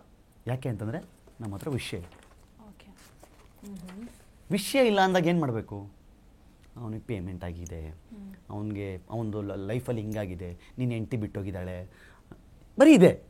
ಯಾಕಂದರೆ ನೀನು ಪರ್ಸನಲ್ ಅಟ್ಯಾಕ್ ಮಾಡಬೇಕಷ್ಟು ಬಿಟ್ಟರೆ ಬೇರೆ ಆಪ್ಷನ್ ಇಲ್ಲ ನನ್ನ ಹತ್ರ. ಯಾಕಂದರೆ ನಾವು ಕೊಡ್ತಾ ಇರೋ ವಿಚಾರಗಳೆಲ್ಲ ವಿಷಯಾಧಾರಿತ ಚರ್ಚೆ. ಗುರು ಹಿಂಗೇ ಇದೆ, ಗುರು ಹಿಂಗೇ ಇರೋದು, ಕೋರ್ಟ್ ಹೇಳಿರೋದೇ ಇದನ್ನು, ಇಲ್ಲಿ ಪ್ರಾಸಿಕ್ಯೂಷನ್ ಫೇಲ್ಯೂರ್ ಹಿಂಗೆ ಆಯಿತು, ಯಾಕೆ ವಿಟ್ನೆಸ್ ಪ್ರೈಮ್ ವಿಟ್ನೆಸ್ ಚಂದಪ್ಪ ಗೌಡ ಯಾಕೆ ಹೋಗಿ ಕೋರ್ಟಲ್ಲಿ ಉಲ್ಟಾ ಹೊಡೆದ್ರು, ಅದರಿಂದಾಗಿಯೇ ಕೇಸು ಹಳ್ಳ ಹಿಡೀತು, ಯಾಕೆ ಗೋಪಾಲ್ ಪೂಜಾರಿ ಅನ್ನುವಂತಹ ಒಬ್ಬ ವ್ಯಕ್ತಿಯನ್ನು ಇವರು ಅವನ ವಿಟ್ನೆಸ್ 4 ಗಂಟೆಗೆ ಸಂತೋಷ್ ರಾವನ್ನು ಅದೇ ಜಾಗದಲ್ಲಿ ನೋಡಿರುವಂತಹ ಗೋಪಾಲ್ ಪೂಜಾರಿಯನ್ನು ಯಾಕೆ ಕೋರ್ಟ್ ತನಕ ಕರ್ಕೊಂಬರಲಿಲ್ಲ, ಯಾಕೆ ಪ್ರಾಸಿಕ್ಯೂಷನ್ನು ಮಹಾಬಲ್ ಶೆಟ್ಟಿ ಅವ್ರನ್ನ ಕ್ರಾಸ್ ಮಾಡಲಿಲ್ಲ, ಕ್ರಾಸ್ ಇದ್ದಾಗ ಯಾಕೆ ಕೇರಳದ ವಕೀಲರು ರಜಾ ಹಾಕಿದ್ರು, ಇದನ್ನೆಲ್ಲ ನಾವು ಕೇಳ್ತಾ ಇದ್ದೀವಿ ಆನ್ ಪೇಪರ್ಸ್. ಯಾಕೆ ಅದಕ್ಕೆ ಉತ್ತರ ಕೊಡಲ್ಲ? ಆಮೇಲೆ ಸಿಂಪಲ್ ನಾನು ನಿಮ್ಗೆ ಹೇಳ್ತೀನಿ, ಮಹೇಶ್ ತಿಮ್ರೋಡಿ ಅವರು ಸುಮಾರು ಕಡೆ ಹೇಳಿದ್ದಾರೆ, ಅವನನ್ನು ಬಿಡಿಸ್ಲಿಕ್ಕೆ ಲಕ್ಷಗಟ್ಟಲೆ ಖರ್ಚು ಮಾಡಿದ್ದೇನೆ ನಾನು ಅಂತ. ವಿಠಲ್ ಗೌಡ ಒಂದು ಕಡೆ ಹೇಳ್ತಾನೆ 1 ಕೋಟಿಗಟ್ಟಲೆ ಕೊಟ್ಬಿಟ್ಟಿದ್ದೀವಿ ನಾವು ಆಪೋಸಿಟಿಗೆ ಅಂತ. ನಾನು ಹೇಳೋದು, ಸಂತೋಷ್ ರಾವನ್ನು ಉಳಿಸ್ಲಿಕ್ಕೆ ವಿಠಲ್ ಗೌಡ ಯಾಕೆ ಪೇಮೆಂಟ್ ಕೊಡಬೇಕು? ಸಂತೋಷ್ ರಾವನ್ನು ಉಳಿಸ್ಲಿಕ್ಕೆ ಮಹೇಶ್ ಶೆಟ್ಟಿ ತಿಮ್ರೋಡಿ ಯಾಕೆ ಹೋರಾಡಬೇಕು? Simple logic. ಸಂತೋಷ್ ರಾವ್ ಮಹೇಶ್ ಶೆಟ್ಟಿ ತಿಮ್ರೋಡಿಯ ಸಂಬಂಧಿಕ ಅಲ್ಲ, ಸಹೋದರ ಅಲ್ಲ, ಫ್ರೆಂಡ್ ಅಲ್ಲ. ಆದರೆ ಸಂತೋಷ್ ರಾವನ್ನು ಹೇಗಾದರೂ ಮಾಡಿ ಈ ಕೇಸಲ್ಲಿ ಸೇಫ್ ಮಾಡಬೇಕು ಅಂತ ಮಹೇಶ್ ಶೆಟ್ಟಿ ತಿಮ್ರೋಡಿ ಪ್ರಯತ್ನ ಪಟ್ಟಿದ್ದು ಯಾಕೆ? ಯಾಕಂದರೆ ಸಂತೋಷ್ ರಾವನ್ನು ಈ ಕೇಸ್ನಲ್ಲಿ ನಾವು ಉಳಿಸ್ಕೊಂಡು ಕರ್ಕೊಂಬಂದರೆ ಇರುವಷ್ಟು ದಿನವೂ ನಾವು ಧರ್ಮಸ್ಥಳವನ್ನು ಟಾರ್ಗೆಟ್ ಮಾಡ್ತಾ ಇರ್ಬೋದು. ಅದರಲ್ಲಿ ಅವನು ಅಪರಾಧಿ ಅಂತ ಫಿಕ್ಸ್ ಆಗಿದ್ದಿದ್ರೆ, ಗೋಪಾಲ್ ಪೂಜಾರಿ ಬಂದು ಐ ವಿಟ್ನೆಸ್ ಸ್ಟೇಟ್ಮೆಂಟ್ ರೆಕಾರ್ಡ್ ಮಾಡಿದ್ದಿದ್ರೆ, ಕ್ರಾಸಲ್ಲಿ ಕರೆಕ್ಟಾಗಿ ಇದಕ್ಕೆ ಪೂರಕ ಸಾಕ್ಷಿಗಳನ್ನು ಕೊಟ್ಟಿದ್ದವರು ಅವ್ರು ನೀಟಾಗಿ ನಾನು ತುಂಬ ಸಿಂಪಲ್ಲಾಗಿ ಇದು ಮಹಾಬಲ್ ಶೆಟ್ಟರು ಕೊಟ್ಟಿರುವಂಥ ರಿಪೋರ್ಟು, ಅವನ ಇಂಜುರೀಸ್ 17 ಇಂಜುರೀಸ್ ಎಲ್ಲೆಲ್ಲಾಗಿತ್ತು, ಅವನಿಗೆ ಫಿಮೋಸಿಸ್ ಅನ್ನೋ ಕಾಯಿಲೆ ಇತ್ತು, ಇಂಜುರಿ ನಂಬರ್ 1 ಅವನ ಪ್ರೈವೇಟ್ ಪಾರ್ಟಲ್ಲಿ ಗಾಯ ಆಗಿತ್ತು ಅಂತ ಅವ್ರು ರಿಪೋರ್ಟ್ ಕೊಟ್ಟಿದ್ರು. ಬಟ್ ಅವ್ರು ಸರಿಯಾಗಿ ಕ್ರಾಸೇ ಆಗಲಿಲ್ಲ, ಸುಮ್ಮನೆ ಕಾಟಾಚಾರಕ್ಕೆ ಕರೆದ್ರು, ಕ್ರಾಸ್ ಮಾಡಲಿಲ್ಲ, ಕಳಿಸ್ಬಿಟ್ರು, ಹೋಯ್ತು ಕೇಸು. ಇವತ್ತು ಇದು ನಾನು ಮಾತಾಡಿದ್ದೀನಿ ಒಬ್ಬ ವ್ಯಕ್ತಿ ಗೋಪಾಲ್ ಪೂಜಾರಿ ಅಂತ, ಅವರು ಇವಾಗಲೂ ಹೇಳ್ತಾರೆ, ಸರ್ ನಾನು ನೋಡಿದ್ದೀನಿ ಅವತ್ತು, ನಂದು ಚಾರ್ಜ್ ಶೀಟಲ್ಲಿ ನನ್ನ ಹೆಸರು ಎಂಟ್ರಿ ಇದೆ, ಆದರೆ ಇವರು ನನ್ನ ಕೋರ್ಟಿಗೆ ಕರೆದಿಲ್ಲ ಯಾವತ್ತೂ ಅಂತ. ಯಾಕೆ ಕರೀಲಿಲ್ಲ? ಪಬ್ಲಿಕ್ ಪ್ರಾಸಿಕ್ಯೂಟರ್ಗೆ ವಿಠಲ್ ಗೌಡ ಕೋರ್ಟ್ಗಟ್ಟಲೆ ಕೊಟ್ಟಿದ್ದೀನಿ ಅಂತ ಇದೇ ಗಿಳಿಯಾರವರು ಸ್ಟಿಂಗ್ ಆಪರೇಷನ್ ಹೇಳ್ದ. ಆಯ್ತು, ನೀವು ಯೋಚನೆ ಮಾಡಿ, 1.5 ವರ್ಷದಿಂದ ಎಲ್ಲಿ ನಾನು ವಿಠಲ್ ಗೌಡ? ಯಾಕೆ ಇವರು ಮುಖ್ಯ ವೇದಿಕೆಯಲ್ಲಿ ಮುಖ್ಯ ಭೂಮಿಕೆಯಲ್ಲಿ ಯಾವಾಗಲೂ ಇದ್ದಿದ್ದು ವಿಠಲ್ ಗೌಡ ಅಲ್ವಾ? ಯಾಕೆ ವಿಠಲ್ ಗೌಡ ಇವತ್ತೆಲ್ಲೂ ಕಾಣಿಸ್ತಾ ಇಲ್ಲ? ಆ ಕೇಸ್ ಆದಮೇಲೆ ಒಂದು ಸ್ಟೇಟ್ಮೆಂಟ್ ನಾನು ದುಡ್ಡು ಕೊಟ್ಟಿದ್ದೀನಿ ಅಂತ ಅವನು ರೆಡ್ ಹ್ಯಾಂಡ್ ಆಗಿ ಹೇಳಿದ ಮೇಲೆ, ಅದಾದಮೇಲೆ ಯಾಕೆ ವಿಠಲ್ ಗೌಡ ಇವತ್ತು ಇಲ್ಲಿ ತನಕ ಅವನು ಎಲ್ಲೂ ಬಿಟ್ಕೊಳ್ಳೋದೇ ಇಲ್ಲ? ಅವ್ರ ತಮ್ಮ ಪುರಂದ್ರಗೌಡ ಬರ್ತಾನೆ, ನಾನು ವಿಟ್ನೆಸ್ಸು ಅಂತ, ಬಟ್ ವಿಠಲ್ ಗೌಡ ಎಲ್ಲೂ ಬರಲ್ಲ ಇವತ್ತಿಗೂ. ಯಾಕೆ? ಎಲ್ಲ ದೊಡ್ಡ ಕತೆ. ಅದನ್ನೇ ಹೇಳ್ತಾ ಇರೋದು, ಇಲ್ಲಿ ಜನ ನೀಟಾಗಿ ಅರ್ಥ ಮಾಡಿಕೊಂಡ್ರೆ ಏನಕ್ಕೆ ಹೇಳ್ತಾ ಇದ್ದಾರೆ, ಯಾವ ಉದ್ದೇಶಕ್ಕೆ ಹೇಳ್ತಾ ಇದ್ದಾರೆ. ನಮಗೇನು ಕುಸುಮಾವತಿ ಅವ್ರ ಮೇಲೆ ನಮಗೇನಾದ್ರು ಕೋಪನ? ಖಂಡಿತ ಇಲ್ಲ ರೀ. ಒಂದು ಹೆಣ್ಮಗು ಅನ್ಯಾಯ ಆಗಿದೆ, ಹೌದು, ಯಾರಿಗಾದ್ರೂ ಹೊಟ್ಟೆ ಉರಿಯುತ್ತೆ ರೀ, ಯಾರಿಗಾದ್ರೂ ಹೊಟ್ಟೆ ಉರಿಯುತ್ತೆ, ನಾನು ಕೇಳ್ತಾ ಇದ್ದೀವಿ.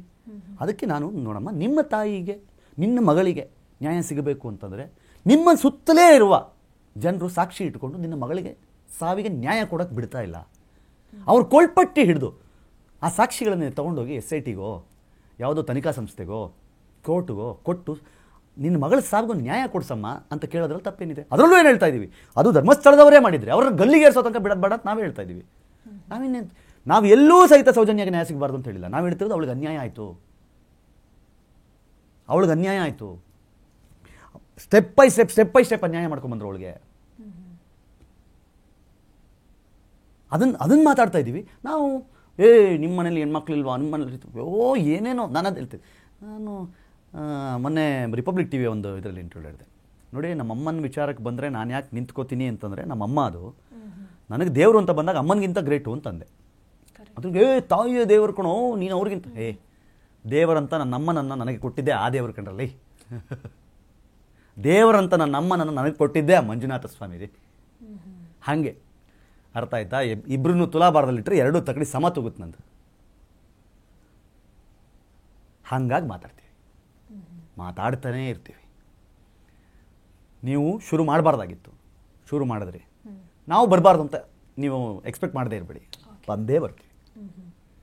ನೀವು ಬರುವವರೆಗೂ ನಾವು ಬರಲ್ಲ, ಯಾಕಂದರೆ ಅಂಡರ್ ಟ್ರಯಲ್ ಅಂಡರ್ ಇನ್ವೆಸ್ಟಿಗೇಷನ್ ನಾವು ಬರಲ್ಲ. ಬಟ್ ನೀವು ಬಂದು ವರ್ಡಿಕ್ಟ್ ಕೊಟ್ಟರೆ ನಿಮ್ಮ ವರ್ಡಿಕ್ಟ್ ಸುಳ್ಳು ಅನ್ನೋದು ನಾವು ಪ್ರೂವ್ ಮಾಡ್ತೀವಿ. ಆ ಕೆಲಸ ಮಾಡ್ತಾ ಇದೀವಿ ಅಷ್ಟೇ. ಸೊ ಕೊನೆಯದಾಗಿ ಏನು ಹೇಳ್ತೀರಾ ಸರ್? SIT ತನಿಖೆ ಆಗ್ತಾ ಇದೆ, ಏನಾಗಬಹುದು? SIT ತನಿಖೆಯಲ್ಲಿ ಏನಾಗಬಹುದು ಅದು SIT ಬಿಟ್ಟು ವಿಚಾರ. ನಾವು ಹೋಗಲ್ಲ. ಬಿಕಾಸ್ SIT ತನಿಖೆಯಲ್ಲಿ ಏನಾಗಿದೆ, ಏನು ಸಿಕ್ಕಿದೆ, ಏನು ಸಿಕ್ಕಿಲ್ಲ ಅನ್ನೋದನ್ನು ನಮ್ಗೆ ಹೇಳೋಕ್ಕೂ ರೈಟ್ಸ್ ಇರಲಿಲ್ಲ. ಬಟ್ ಆದರೆ ಸ್ವತಃ ಮುಸುಕುದಾರಿಯೇ ಒಂದು ನ್ಯಾಷನಲ್ ಮೀಡಿಯಾದಲ್ಲಿ ಕೂತ್ಕೊಂಡು ಏನೇನಾಗಿದೆ, ಏನೇನು ಸಿಕ್ಕಿದೆ ಅಂತ ಹೇಳಿದ ಮೇಲೆ ಅದರ ಆಧಾರದ ಮೇಲೆ ನಾವು ಇವತ್ತು ಮಾತಾಡ್ತಾ ಇದ್ದೀವಿ ಅಷ್ಟೇ. ಬಿಟ್ಟರೆ ನಮ್ಗೆ ಇನ್ನೇನು ಬೇರೆ ಯಾವ ಉದ್ದೇಶವೂ ನಮಗಿಲ್ಲ. Okay, all clear, very much clear ಇದ್ದೀವಿ ನಾವು ವಿಚಾರದಲ್ಲಿ. ಲೆಟ್ ಇಟ್ ಗೋ, ಹೆಂಗೆ ಹೋಗುತ್ತೆ ಹಂಗೆ ಹೋಗಲಿ. SIT ಏನು ವರದಿ ಕೊಡಲಿ. ಮಧ್ಯಂತರ ತೀರ್ಪನ್ನೇನು ತೊಗೊಂಬಂದಿದ್ದಾರಂತೆ, ಅಂದರೆ ವರದಿ ತರಿಸ್ಕೊಂಡಿದ್ದಾರಂತೆ. ಆ ವರದಿಯ ಪ್ರಕಾರ ಈಗ ನಾಳೆ ಹೋಮ್ ಮಿನಿಸ್ಟರ್ ಹೇಳಬೇಕು, ಕಂಟಿನ್ಯೂ ಮಾಡ್ತೀವ, ಸ್ಟಾಪ್ ಮಾಡ್ತೀವ, ಇಲ್ಲ ಒಂದು ವರ್ಷಕ್ಕೆ ಪಡ್ಕೋತೀವ, ಒಂದು ಮಂಪ್ರ ಪರೀಕ್ಷೆ ಮಾಡ್ತೀವ, ಅಥವಾ ಇವನಿಂದ ಯಾರಿದ್ದಾರೆ ಏನೋ ತಿಳ್ಕೊತೀವ, ಏನು ಮಾಡ್ತಾರೆ ಮಾಡಲಿ. ಸರ್ಕಾರದ ಕಡೆಯಿಂದ ಕೆಲವೊಂದಿಷ್ಟು ಹೇಳಿಕೆಗಳು ಆಲ್ರೆಡಿ ಬಂದಿದೆ. ವಿ ಆರ್ ಆಲ್ಸೋ ಎಕ್ಸ್ಪೆಕ್ಟಿಂಗ್ ಏನು ಮಾಡ್ಬೋದು, ಏನು ಹೇಳ್ಬೋದು ಗೊತ್ತಿಲ್ಲ. ಈಗ ನಾಳೆ home minister all of the sudden ಬಂದ್ಬಿಟ್ಟು ಆಯ್ತು ರೀ ಇನ್ನೊಂದು 30 ಪಾಯಿಂಟ್ ಆದರೆ ಮಾಡಲಿ ಬಿಡ್ರಿ 30 ಪಾಯಿಂಟು ಅಂತಲೂ ಹೇಳ್ಬೋದು. ಬಟ್ ಪ್ರೆಷರ್ ಹೆಂಗಿದೆ ಅಂತ ನಮಗೆ ಗೊತ್ತಿಲ್ಲ. ನಾನು ಹೇಳ್ತಾ ಇರೋದು 16-17 ಫ್ಲಾಪ್ ಆದಮೇಲೂ ಸಹಿತ ಇನ್ನೂ ಆಗಿಲ್ಲ ಅಂತಂದರೆ 17 ನನಗೆಲ್ಲ ಒಂದಾದರೂ ಒಂದೇ ಒಂದು ಯುವತಿಯ ಅಸ್ಥಿ ಪಂಜರ ಸಿಕ್ಕಿದ್ರು ಹೌದಪ್ಪ ಇವನ ಮಾತಲ್ಲಿ ಅದು ಪೋಸ್ಟ್ ಮಾರ್ಟಮ್ ಆಗಿತ್ತೋ ಆಗಿಲ್ವೋ, ಅದು ಆತ್ಮಹತ್ಯೆನೋ ಸಹಜ ಸಾವು ಏನಾದರೂ ಆಗಿರಲಿ, ಒಂದೇ ಒಂದು ಹೆಣ್ಣು ಮಗು ಸಿಕ್ಕಿದ್ರೆ 17 ಪಾಯಿಂಟಲ್ಲಿ ನಾವು ಹೇಳ್ತಾ ಇದ್ವಿ ಕರೆಕ್ಟಪ್ಪ ಇವನು ಹೇಳ್ತಾರದಲ್ಲಿ ಏನೋ ಇರ್ಬೋದು. 17 ಪಾಯಿಂಟ್ ಫೇಲ್ಯೂರ್ ಆದಮೇಲೂ ಸಹಿತ ನಾನು ಹೇಳ್ತೀನಿ ಕೇಳಿ, ಯಾವನಾನ ಈಗ ನೀರು ತೆಗಿಸ್ತಾರೆ ಗೊತ್ತಾ, ಈ ಪಾಯಿಂಟಲ್ಲಿ ತೋಡ್ರಿ ಅಂತ, ಬೋರ್ವೆಲ್ ತೋಡ್ತಾರಲ್ಲ, ಪುಕ್ಷಟ್ಟೆ ದುಡ್ಡಲ್ಲಿ ಬಾವಿ ತೋಡೋದಾದ್ರೂ ಯಾವನಾನ 17 ಪಾಯಿಂಟು ರಾಂಗ್ ಪಾಯಿಂಟ್ ಕೊಟ್ಬಿಟ್ಟಿದ್ರೆ ಕಲ್ಲೆ ತಾಕ್ಬಿಟ್ರು ತಲೆ ಮೇಲೆ. ನೀರು ತೋಡಕ್ಕೆ ನಾನು ಹೇಳ್ತಾ ಇರೋದು, ನೀರು ತೋಡೋ ಜಾಗದಲ್ಲಿ 17 ಪಾಯಿಂಟ್ ರಾಂಗ್ ಕೊಟ್ಬಿಟ್ಟಿದ್ರೆ ಕಲ್ಲೆ ತಾಕ್ಬಿಟ್ರು. ಇಲ್ಲಿ ಇಡೀ ಕರ್ನಾಟಕದ ಎದುರುಗಡೆ ಡ್ರಾಮಾ ಮಾಡಿಕೊಂಡು ನೋಡಿಕೊಂಡು ಇಲ್ಲಲ್ಲ ಅಲ್ಲಿ, ಅಲ್ಲಲ್ಲ ಇಲ್ಲಿ, ಇದೆಲ್ಲ ಇಲ್ಲಿ, ಎಷ್ಟು ಏನು GPR ಬಂದರೆ ಮುಗ್ದೇ ಹೋಯ್ತು, GPR ಬಂದರೆ ಮುಗ್ದೇ ಹೋಯ್ತು. GPR ಬಂದು 3 ಅವರಲ್ಲಿ ಮುಗ್ದೋಯ್ತು. ಇವತ್ತು ಯಾರು GPR ಅಂತಾರೆ? ಯಾರು ಮಾತಾಡಲ್ಲ. ಎಲ್ಲದಕ್ಕೂ ನಾವು ನೋಡಿ ನಾನು ಬೆಳಗ್ಗೆನೇ ಯಾರ್ದೋ ನಾನು ಮಾತಾಡ್ತಾ ಇದ್ದೆ ಅಂತ ಹೇಳಿದ್ರು, ಆದರೂ ರೀ ನಿಮಗೆ ಅನನ್ಯ ಭಟ್ ಅವ್ರ ತಾಯಿದು ಶಾಪ ತಟ್ಟತ್ರಿ ರೀ. ಅನನ್ಯ ಭಟ್ ಅವ್ರ ತಾಯಿ ಆಗಿದ್ದರೆ ಶಾಪ ತಟ್ಟಲಿ, ಅನನ್ಯ ಭಟ್ ಅವ್ರ ತಾಯಿ ಆಗಿದ್ದರೆ ಶಾಪ ತಟ್ಟಲಿ. ನನಗೆ ಇನ್ನೊಂದು ಆಶ್ಚರ್ಯ ಏನು ಗೊತ್ತಾ, 1988ರಲ್ಲಿ ಸುಜಾತಾ ಭಟ್ ತೆಗೆಸಿಕೊಂಡ ಫೋಟೋ ಇದೆ, ಆದರೆ ಅವ್ರ ಮಗಳ ಫೋಟೋ ಇಲ್ಲ. ಆಮೇಲೆ ಧರ್ಮಸ್ಥಳಕ್ಕೆ ಸುಜಾತಾ ಭಟ್ ಬಂದು ತನ್ನ ಮಗಳನ್ನು ಪಡ್ಕೊಳ್ಳೋ ಸಲುವಾಗಿ ಬಂದಾಗ ಧರ್ಮಸ್ಥಳದವ್ರು ಇಲ್ಲಿಂದ ಕೋಲ್ಕತ್ತಾದಲ್ಲಿ ಬೆಂಕಿ ಹಚ್ಚಿಸ್ತಾರೆ.